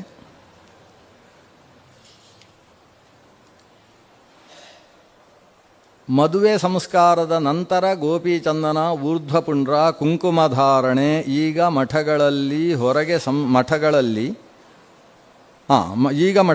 ಹೊರಗೆ ಸಂಸ್ಕಾರದ ತರಗತಿಗಳಲ್ಲಿ ಹೆಣ್ಣು ಮಕ್ಕಳಿಗೆ ಹೇಳಿಕೊಡುವ ಕ್ರಮ ಉಂಟು. ವಿದ್ಯಾರ್ಥಿಗಳು ಅವರು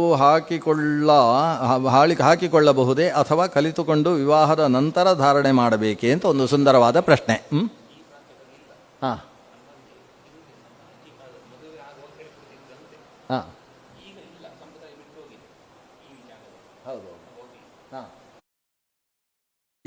ಗುರುಗಳು ಹೇಳಿದ ಒಂದು ವಿಷಯವೂ ಇದೆ ಇದರಲ್ಲಿ ಏನಿದೆ, ಒಂದು ಗೋಪಿಚಂದನ ಧಾರಣೆ ಮತ್ತು ಊರ್ಧ್ವಪುಂಡ್ರ ಧಾರಣೆ, ಅದೇ ಗೋಪಿಚಂದನದ ಊರ್ಧ್ವಪುಂಡ್ರ, ಕುಂಕುಮ ಧಾರಣೆ, ಈ ವಿಷಯಗಳು ಇವತ್ತು ಬೆಳಗ್ಗೆ ನಾನು ನಿರೂಪಣೆ ಮಾಡುವಾಗ ಉಪನೀತನಾದಂತಹ ಹುಡುಗ 12 ಪುಂಡ್ರಗಳನ್ನು ಧರಿಸುವ ಹಾಗೆ, ಉಪನಯನದ ಹಾಗೆ ಸ್ತ್ರೀಯರಿಗೆ ವಿವಾಹ ಆದ್ದರಿಂದ ವಿವಾಹಾನಂತರದಲ್ಲಿ ಊರ್ಧ್ವಪುಂಡ್ರ ಧಾರಣೆಗೆ ಅವಕಾಶ ಅಂತ ನಾನೊಂದು ಮಾತನ್ನು ಹೇಳಿದ್ದೆ.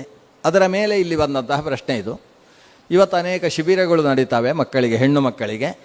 ಅವರಿಗೆ ಆ ಶಿಬಿರದಲ್ಲಿ ಪುಟ್ಟ ಮಕ್ಕಳಿಗೂ ಗೋಪಿಚಂದನ ಧಾರಣೆ ಮಾಡುವುದಕ್ಕೆ ಹೇಳಿಕೊಡ್ತಾರೆ ಅಲ್ವಾ? ಇದಲ್ವ ಪ್ರಶ್ನೆಯ ಅಭಿಪ್ರಾಯ? ಅವರಿಗೆ ಅಲ್ಲೂ ಹೇಳಿಕೊಡ್ತಾರೆ. ಊರ್ಧ್ವಮುಖವಾಗಿ ಕುಂಕುಮ ಧಾರಣೆಗೆ ಅಲ್ಲೇ ಹೇಳಿಕೊಡ್ತಾರೆ. ಅಂದರೆ ಇವೆಲ್ಲ ಅಲ್ಲಿ ಹೇಳಿಕೊಟ್ಟದ್ದು ನೀವು ಮದುವೆ ಆದಮೇಲೆ ಹೀಗೆ ಮಾಡಬೇಕು ಅಂತ ಹೇಳಿಕೊಟ್ಟದ್ದು ಅಥವಾ ಆಗಲೇ ಹಾಗೆ ಮಾಡಬೇಕು ಅಂತ ಹೇಳಿಕೊಟ್ಟದ್ದು ಅಂತ, ಇದಲ್ವ ಪ್ರಶ್ನೆ? ಅದು ಪ್ರಶ್ನೆ ಆಗಿದೆ.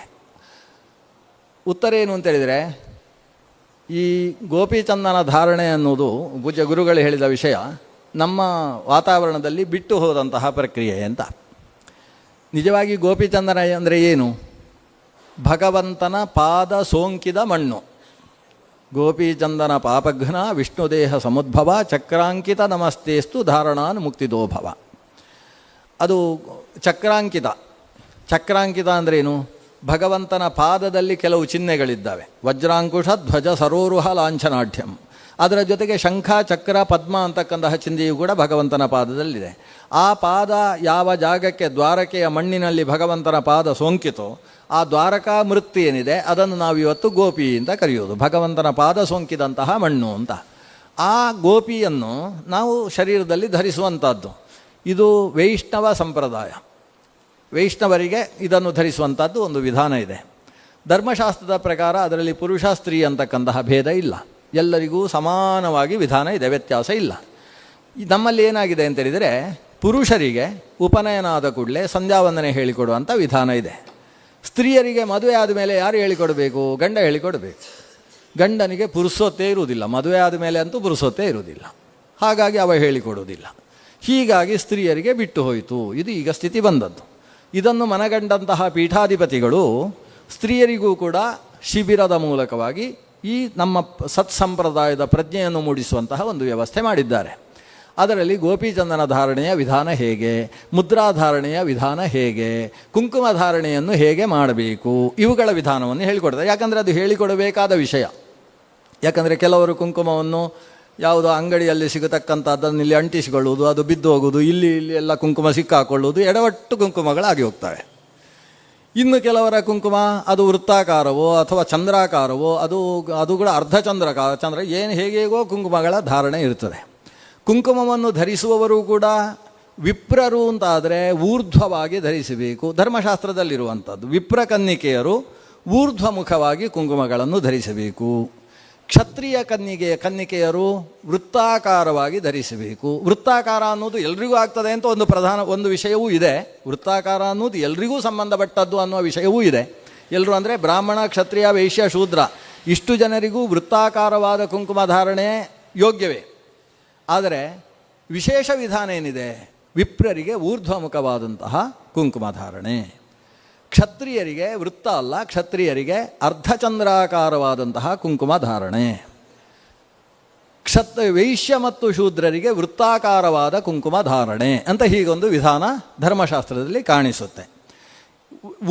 ಊರ್ಧ್ವಮುಖವಾದಂತಹ ಕುಂಕುಮ ಧಾರಣೆ ಅಂತ ಹೇಳುವ ಧರ್ಮಶಾಸ್ತ್ರವೇ ಆ ಊರ್ಧ್ವಮುಖವಾದ ಕುಂಕುಮ ಧಾರಣೆಯಿಂದಾಗಿ ತನ್ನ ಮತ್ತು ಪತಿಯ ದಾಂಪತ್ಯದ ಆಯುರ್ವೃದ್ಧಿ ಅನ್ನೋದು ಉಂಟಾಗ್ತದೆ ಅಂತ, ಆಯುಷ್ಯ ವೃದ್ಧಿ ಅದಕ್ಕೆ ಫಲವನ್ನಾಗಿಯೂ ಕೂಡ ಹೇಳಿದೆ. ಇಷ್ಟು ಫಲ ಇರುವಾಗ ನಾವು ಊರ್ಧ್ವಮುಖವಾದ ಕುಂಕುಮ ಧಾರಣೆ ಯಾಕೆ ಬಿಡಬೇಕು? ಅದನ್ನು ಮಾಡೋಣ ಅನ್ನುವ ದೃಷ್ಟಿಯಿಂದ ಈಗ ಪೀಠಾಧಿಪತಿಗಳು ಒಂದು ವ್ಯವಸ್ಥೆಯನ್ನು ಮಾಡಿ ಚಿಕ್ಕ ಮಕ್ಕಳಿಗೂ ಕೂಡ ಅದರ ಬಗ್ಗೆ ಪ್ರಜ್ಞೆಯನ್ನು ಮೂಡಿಸುವ ಕೆಲಸ. ಯಾಕಂದರೆ ಪುಸ್ತಕದಲ್ಲಿ ಎಷ್ಟು ಪ್ರಿಂಟ್ ಮಾಡಿದರೂ ಮಕ್ಕಳು ಓದ್ತಾರೆ ಅಂತ ನಿಶ್ಚಯ ಇಲ್ಲ. ಅದಕ್ಕೋಸ್ಕರ ಪ್ರಜ್ಞೆಯನ್ನು ಮೂಡಿಸುವಂತಹ ಕೆಲಸವನ್ನು ಶುರು ಮಾಡಿದ್ದಾರೆ. ವಿವಾಹವಾದ ಮೇಲೆ ಕಂಪಲ್ಸರಿ, ವಿವಾಹಾತ್ ಪ್ರಾಕ್ ಐಚ್ಛಿಕ, ಇಷ್ಟು ವ್ಯತ್ಯಾಸ. ವಿವಾಹದ ನಂತರ ಕಡ್ಡಾಯ, ವಿವಾಹಕ್ಕಿಂತ ಮೊದಲು ಆಪ್ಷನಲ್. ಮಾಡಲೇಬೇಕು ಅಂತಿಲ್ಲ, ಮಾಡಿದರೆ ಒಳ್ಳೆಯದು. ಯಾಕೆಂದರೆ ಮಾಡಿದರೆ ಒಳ್ಳೆಯದು. ಇದಕ್ಕೆ ಒಂದು ಉದಾಹರಣೆ ಕೊಡ್ತೇನೆ ನಾನು. ಏನಾಗ್ತದೆ ಅಂದರೆ, ನಮ್ಮಲ್ಲಿ ಈಗ ನಾವು ಪುರುಷರ ಬಗ್ಗೆ ಹೇಳುವುದು, ಊಟದಲ್ಲಿ ಪರಿಷೇಕ ಅನ್ನೋದು ಒಂದು ವಿಧಿ ಅಲ್ವಾ? ಪರಿಷೇಕದ ಜೊತೆಗೆ ಬಲಿಹರಣ ಅಂತ ಒಂದು ವಿಧಾನವನ್ನು ಧರ್ಮಶಾಸ್ತ್ರ ಹೇಳ್ತದೆ. ಬಲಿಹರಣ ಅಂದರೆ ಏನಿಲ್ಲ, ಅಲ್ಲೇ ಚಿತ್ರಬಲಿ, ಚಿತ್ರಾಹುತಿ ಅಂತ ನಾವು ಇವತ್ತು ಕರಿತೇವೆ. ಅಗ್ನಿಯಲ್ಲಿ ಹಾಕಿದರೆ ಆಹುತಿ, ನೆಲದಲ್ಲಿ ಹಾಕಿದರೆ ಬಲಿ, ಇಷ್ಟು ವ್ಯತ್ಯಾಸ ಅದಕ್ಕೆ. ಅದು ಸ್ವಾಹಾಕಾರ ಇರ್ಬೋದು, ನಮಃಕಾರ ಇರ್ಬೋದು. ಅಲ್ಲಿ ನೆಲದಲ್ಲಿ ಹಾಕಿದರೆ ಅದಕ್ಕೆ ಬಲಿ ಅಂತ ಹೆಸರು.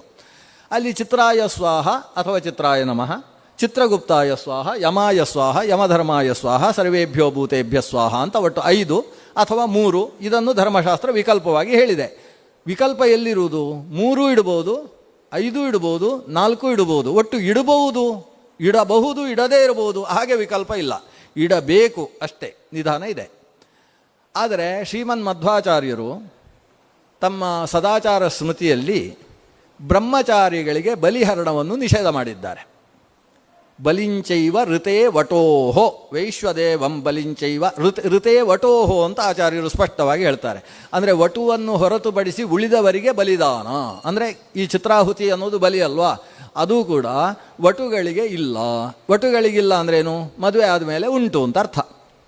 ಮದುವೆ ಆದಮೇಲೆ ಉಂಟು, ವಟುಗಳಿಗೆ ಎಲ್ರಿಗೂ ಉಂಟು, ಆದರೆ ವಟುಗಳಿಗಿಲ್ಲ ಅಂದರೆ ಏನರ್ಥ? ಮದುವೆ ಆದಮೇಲೆ ಇಡಬೇಕು. ಈಗ ನಾವು ವಟುಗಳಿಗೆ ಹೇಳಿಕೊಡ್ಲಿಲ್ವಾ? ಮದುವೆ ಆದಮೇಲೆ ಮಾಡುವುದೇ ಇಲ್ಲ.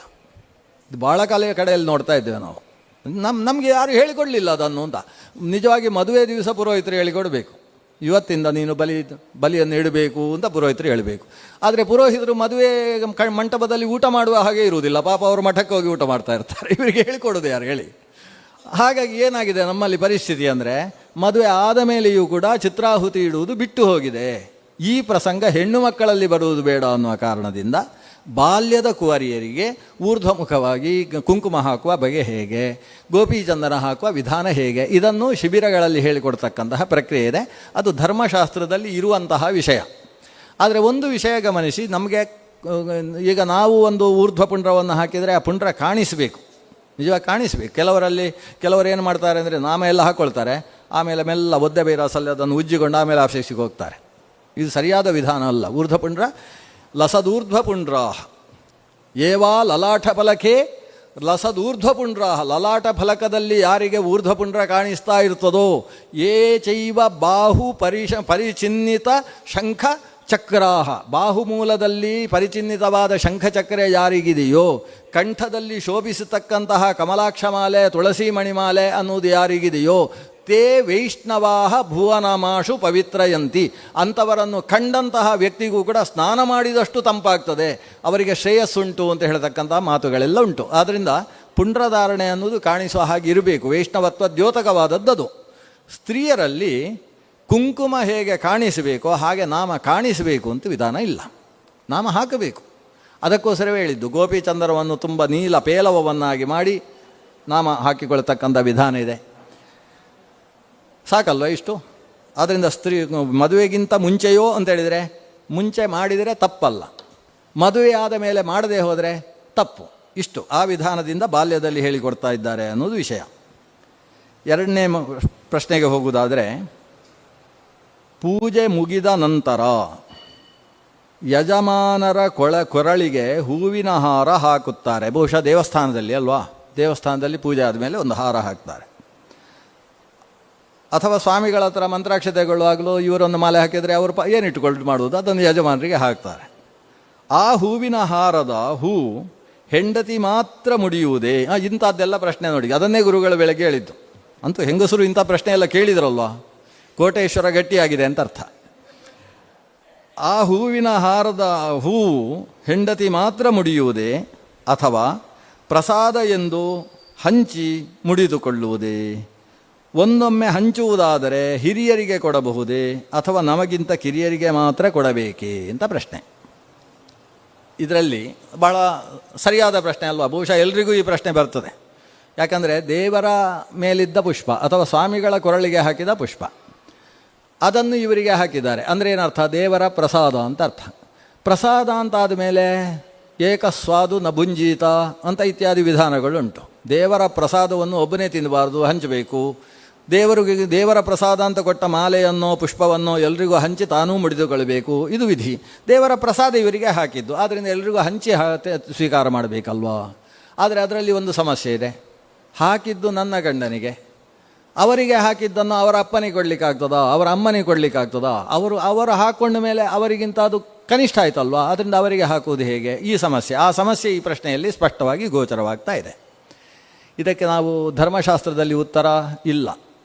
ಆದ್ದರಿಂದಾಗಿ ಸಂಪ್ರದಾಯದ ಉತ್ತರವನ್ನು ನಾನು ಕೊಡ್ತೇನೆ. ನಮ್ಮಲ್ಲಿ ದೇವರಿಗೆ ಪುಷ್ಪ ಎಲ್ಲರಿಗೂ ಕೊಡಬೇಕು ಅಂತಾದರೆ ಕಂಠಕ್ಕೆ ಹಾಕಬಾರ್ದು. ಅವರಿಗೆ ಹಾಕಿದರೆ ಅದು ಅವರ ಹೆಂಡತಿಗೆ ಅಥವಾ ಅವರ ತಂಗಿಗೆ ಅಥವಾ ಅವರಿಗಿಂತ ಚಿಕ್ಕವರಿಗೆ, ಅಂದರೆ ಇವರ ನೈರ್ಮಾಲ್ಯವನ್ನು ಸ್ವೀಕರಿಸಬಹುದಾದ ವ್ಯಕ್ತಿಗಳಿಗೆ ಮಾತ್ರ ಸಲ್ಲಬೇಕು. ಇವರ ತಂಗಿಗೆ ಕೊಡಬಹುದು, ಆದರೆ ಇವರ ಅಕ್ಕನಿಗೆ ಕೊಡುವ ಹಾಗಿಲ್ಲ. ಅಕ್ಕನೇ ಎಳೆದು ಹಾಕ್ಕೊಂಡ್ರೆ ನಾನು ತಪ್ಪು ಅಂತ ಹೇಳುವುದಿಲ್ಲ. ದೇವರದು ಪುಷ್ಪ ತುಂಬ ರುಚಿ, ಏನು ಜಾಜಿ ಪುಷ್ಪ ನನಗೆ ಬೇಕು ಅಂತ ಹೇಳಿದ್ರೆ ನಾನು ಬೇಡ ಅಂತ ಹೇಳುವುದಿಲ್ಲ. ಆ ಪ್ರೀತಿ ಪ್ರೇಮದಿಂದ ದೇವರದ್ದು ಅಂತ ಹೇಳಿ ಸ್ವೀಕರಿಸಿದರೆ ತಪ್ಪು ಅಂತ ಹೇಳುವುದಿಲ್ಲ. ಯಾಕೆ ಧರ್ಮಶಾಸ್ತ್ರದಲ್ಲಿ ನಿಷೇಧ ಇಲ್ಲ. ಆದರೆ ಕೊಡುವವನಿಗೆ ಎಚ್ಚರ ಬೇಕು. ನನ್ನ ಮೇಲೆ ಹಾಕಿದ ಪುಷ್ಪ ಅದು ದೇವರ ನೈರ್ಮಾಲ್ಯವೇ ಹೌದಾದರೂ ನಾನು ಮುಡಿದ ಮೇಲೆ, ನಾನು ಧರಿಸಿದ ಮೇಲೆ ಅದು ನನ್ನ ನೈರ್ಮಾಲ್ಯವೂ ಹೌದು. ಆದ್ದರಿಂದ ನನಗಿಂತ ಕಿರಿಯರು, ನನ್ನ ಪತ್ನಿ ಧರಿಸುವುದರಲ್ಲಿ ಪ್ರಶ್ನೆಯೇ ಇಲ್ಲ, ಉಳಿದ ಕಿರಿಯರಿಗೂ ಕೂಡ ಕೊಡುವುದಕ್ಕೆ ತೊಂದರೆ ಇಲ್ಲ. ಆದರೆ ಹಿರಿಯರಿಗೆ ಕೊಡುವಂಥದ್ದು ಸಮಂಜಸ ಅಲ್ಲ, ಸಂಪ್ರದಾಯದಲ್ಲಿ ಹಾಗಿಲ್ಲ. ಇಷ್ಟು ಸಾಕಲ್ವ ಇದಕ್ಕೆ ಉತ್ತರ? ಇಷ್ಟೇ. ದೊಡ್ಡವರಿಗೆ ಕೊಡಬಾರ್ದು, ದೊಡ್ಡವರೇ ಕಿತ್ಕೊಂಡು ಹೋದರೆ ಮಾತಾಡಬಾರ್ದು, ತೊಂದರೆ ಇಲ್ಲ. ದೇವರ ಪ್ರಸಾದ ಅಷ್ಟೇ ಅಂತ ಸುಮ್ಮನೆ ಆಗಿಬಿಡಬೇಕು. ಇದು ಪುಷ್ಪದಲ್ಲಿ ಮಾತ್ರ ಅಲ್ಲ, ಬೇರೆ ಕಡೆಯಲ್ಲೂ ಇಂಥ ಸಮಸ್ಯೆಗಳು ಬರ್ತವೆ. ಎಲ್ಲೇ ಆದರೂ ಈ ನಿಯಮವನ್ನು ಇಟ್ಟುಕೊಂಡ್ರೆ ಸರಿ. ಮಧ್ಯದಲ್ಲಿ ಬೇರೆ ಪ್ರಶ್ನೆ ಇದ್ದರೆ ಕೇಳ್ಬೋದು, ಮುಂದುವರಿಸೋದು ಸರಿ. ಈ ಚಾತುರ್ಮಾಸ್ಯದ ಕಾಲದಲ್ಲಿ ತಾಂಬೂಲ ತಿನ್ನಬಹುದೇ? ಈ ಚಾತುರ್ಮಾಸ್ಯ ಅಂದರೆ ಯಾವುದು? ಒಟ್ಟು ಅಂದರೆ ಎಲ್ಲ ಚಾತುರ್ಮಾಸ್ಯ. ನಾನು ಈ ಚಾತುರ್ಮಾಸ್ಯ ಅಂದರೆ ದಧಿವ್ರತದಲ್ಲೋ ಅಂತ ಹಾಗೆ ಪ್ರಶ್ನೆ ಮಾಡಿದೆ. ಅಥವಾ ದೇವರಿಗೆ ನೈವೇದ್ಯಕ್ಕಿಟ್ಟದ್ದು ಈಳೆದೆಲೆ ಅದನ್ನಷ್ಟೇ ಅದನ್ನು ತಿನ್ನಬಹುದೇ ಅಂತ ಒಟ್ಟು ಈ ಪ್ರಶ್ನೆ. ಚಾತುರ್ಮಾಸ್ಯದ 4 ತಿಂಗಳುಂಟಲ್ವ, ಅದರಲ್ಲಿ ಮೊದಲ ತಿಂಗಳಿನಲ್ಲಿ ಶಾಕವ್ರತ ಅಂದರೆ ತರಕಾರಿ ಬರುವುದಿಲ್ಲ. ತರಕಾರಿ ಒಟ್ಟು 10 ವಿಧ. ಶಾಕಂ ದಶವಿಧಂ ಸ್ಮೃತಂ. ಅದರಲ್ಲಿ ಎಲೆ ಸೇರ್ತದೆ, ಪುಷ್ಪಗಳು ಸೇರ್ತವೆ, ತರಕಾರಿ ಸೇರ್ತದೆ, ಗೆಡ್ಡೆಗೆಣಸುಗಳು ಸೇರ್ತವೆ, ಅದರ ಕಳಲೆ ಅಂಥದ್ದು ಸೇರ್ತದೆ, ಅದರ ತೊಗಟೆಗಳು ಸೇರ್ತವೆ. ಒಟ್ಟು 10 ವಿಧ ಅಂತ ಹೇಳಿದ್ದಾರೆ. ಆಮೇಲೆ ಕೊನೆಯದ್ದು ದ್ವಿದಳ ವ್ರತ. ಇನ್ನು ಮಧ್ಯದಲ್ಲಿ ಕ್ಷೀರವ್ರತ, ದಧಿವ್ರತಗಳು ಬರ್ತವೆ. ಈ 4 ವ್ರತಗಳಲ್ಲೂ ಕೆಲವಕ್ಕೆ ನಿಷೇಧ ಇಲ್ಲ. ಯಾವುದಕ್ಕೆಲ್ಲ ನಿಷೇಧ ಇಲ್ಲ? ಅತಸಿ ತುಳಸಿ ಚೈವ. ತುಳಸಿಯನ್ನು ತಿನ್ನುವುದಕ್ಕೆ ನಿಷೇಧ ಇಲ್ಲ. ಅತಸಿ ಅಂದರೆ ಅಗಸೆ, ಅಗಸೆಯ ಪುಷ್ಪ, ಅಗಸೆಯ ಎಲೆ, ಇದಕ್ಕೆ ನಿಷೇಧ ಇಲ್ಲ. ಜೊತೆಗೆ ಚೂತ ಫಲಂ ತತ್. ಧಾತ್ರಿ ಅಂದರೆ ನೆಲ್ಲಿಕಾಯಿ, ಅದು ಕೂಡ ಇವತ್ತಿದ್ದಲ್ಲ, ಹಿಂದಿನ ವರ್ಷದ ನೆಲ್ಲಿಕಾಯಿಗೆ ನಿಷೇಧ ಇಲ್ಲ. ಚೂತ ಫಲ ಅಂದರೆ ಮಾವಿನ ಹಣ್ಣಿಗೆ ನಿಷೇಧ ಇಲ್ಲ. ತಾಂಬೂಲಂ ಚೈವ ಅಂತ, ತಾಂಬೂಲಕ್ಕೂ ನಿಷೇಧ ಇಲ್ಲ.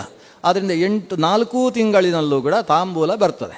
ಆದ್ದರಿಂದ 4 ತಿಂಗಳಲ್ಲಿ ಶ್ರಾದ್ದ ಮಾಡಬೇಕು ಅಂದರೆ ಶ್ರಾದ್ದ ಮಾಡಿದ ಮೇಲೆ ತಾಂಬೂಲ ಕೊಡಲೇಬೇಕಾ? ತಾಂಬೂಲ ಕೊಟ್ಟ ಮೇಲೆ ಬಿಸಾಡಬಾರ್ದಾ? ತಾಂಬೂಲ ಅವರಿಗೆ ವಿಪ್ರರಿಗೆ ಕೊಡುವುದು ಅವರಿಗೆ ತಿನ್ನಲಿಕ್ಕೋಸ್ಕರ ಅಂತಲೇ ಕೊಡುವುದು. ಅಂದರೆ ತಾಂಬೂಲಕ್ಕೆ ಧರ್ಮಕರ್ಮಗಳಿಗೆ ಸಂಬಂಧಪಟ್ಟದ್ದು. ಆದ್ದರಿಂದ ತಾಂಬೂಲಕ್ಕೆ 4 ತಿಂಗಳಲ್ಲೂ ನಿಷೇಧ ಇಲ್ಲ.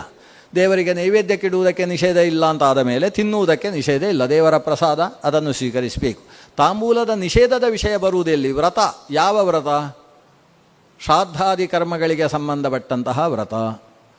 ಪಿತೃಕರ್ಮಕ್ಕೆ ವಿಶೇಷವಾಗಿ ತಾಂಬೂಲದ ನಿಷೇಧ ಮಾಡಿರುವಂಥದ್ದು. ಇನ್ನು ಯಾವುದು ಅಂತ ಹೇಳಿದರೆ ಈ ವಿಷ್ಣು ಪಂಚಕದಂತಹ ವ್ರತಾನುಷ್ಠಾನಗಳು, ಅಥವಾ ಭೀಷ್ಮ ಪಂಚಕದಂತಹ ವ್ರತ, ಕೃಚ್ಛ್ರ ಚಾಂದ್ರಾಯಣ ಸಾಂತಪನಾದಿ ವ್ರತಾನುಷ್ಠಾನ, ಚಾಂದ್ರಾಯಣ ವ್ರತ, ಇಂಥದ್ದನ್ನೆಲ್ಲ ನಡೆಸುವಾಗ ತಾಂಬೂಲದ ನಿಷೇಧ. ಅಂಥ ವ್ರತದಲ್ಲಿ, ಚಾತುರ್ಮಾಸ್ಯ ವ್ರತದಲ್ಲಿ ತಾಂಬೂಲದ ನಿಷೇಧ ಇಲ್ಲ.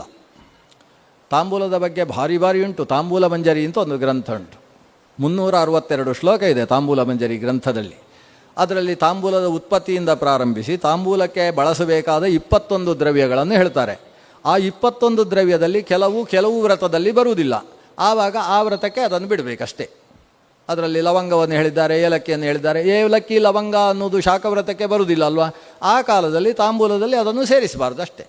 ಚೂರ್ಣ ಅದು ಎಲ್ಲ ವ್ರತಕ್ಕೂ ಬರುತ್ತೆ. ಚೂರ್ಣ ಅಂದರೆ ಯಾವುದು? ಸುಣ್ಣ ಎಲ್ಲ ವ್ರತಕ್ಕೂ ಬರುತ್ತೆ. ಆದ್ದರಿಂದ ಸುಣ್ಣವನ್ನು ಸೇರಿಸಿ ತಿನ್ನುವುದಕ್ಕೆ ಯಾವ ನಿಷೇಧವೂ ಕೂಡ ಇಲ್ಲ.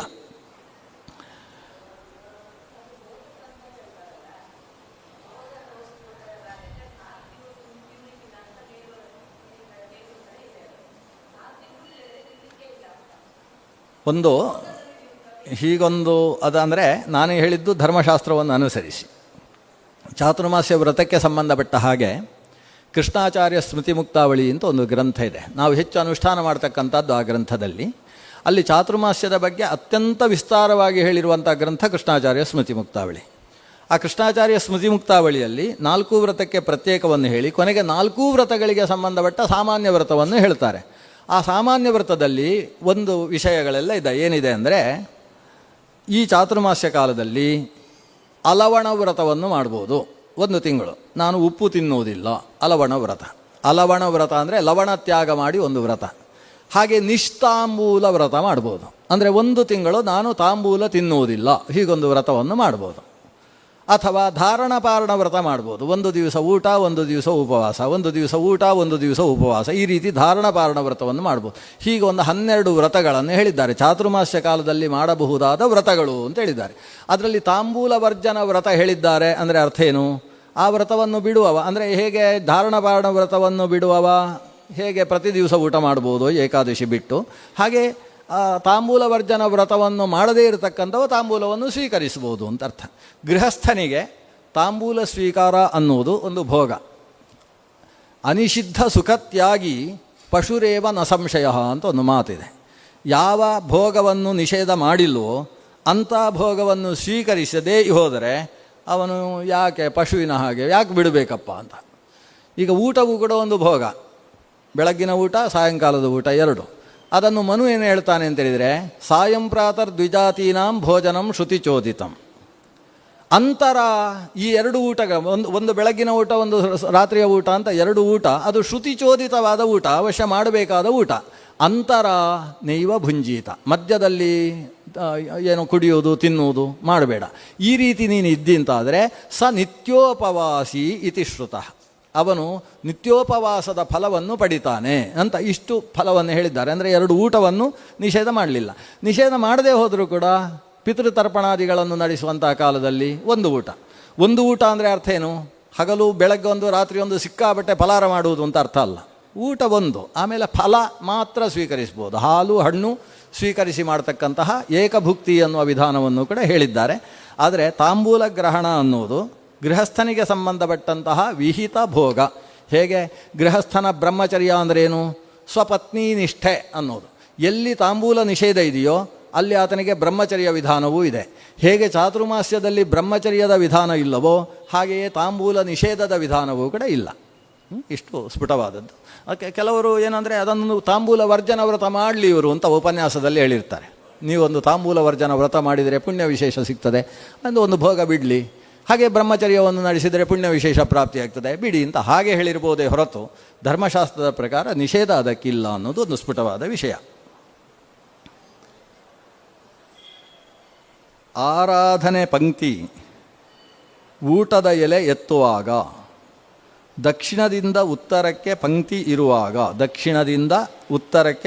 ಇರುವಾಗ ಕೊಡಿಯಿಂದಲೇ ಎಳೆದು ತೆಗೆಯಬೇಕೇ?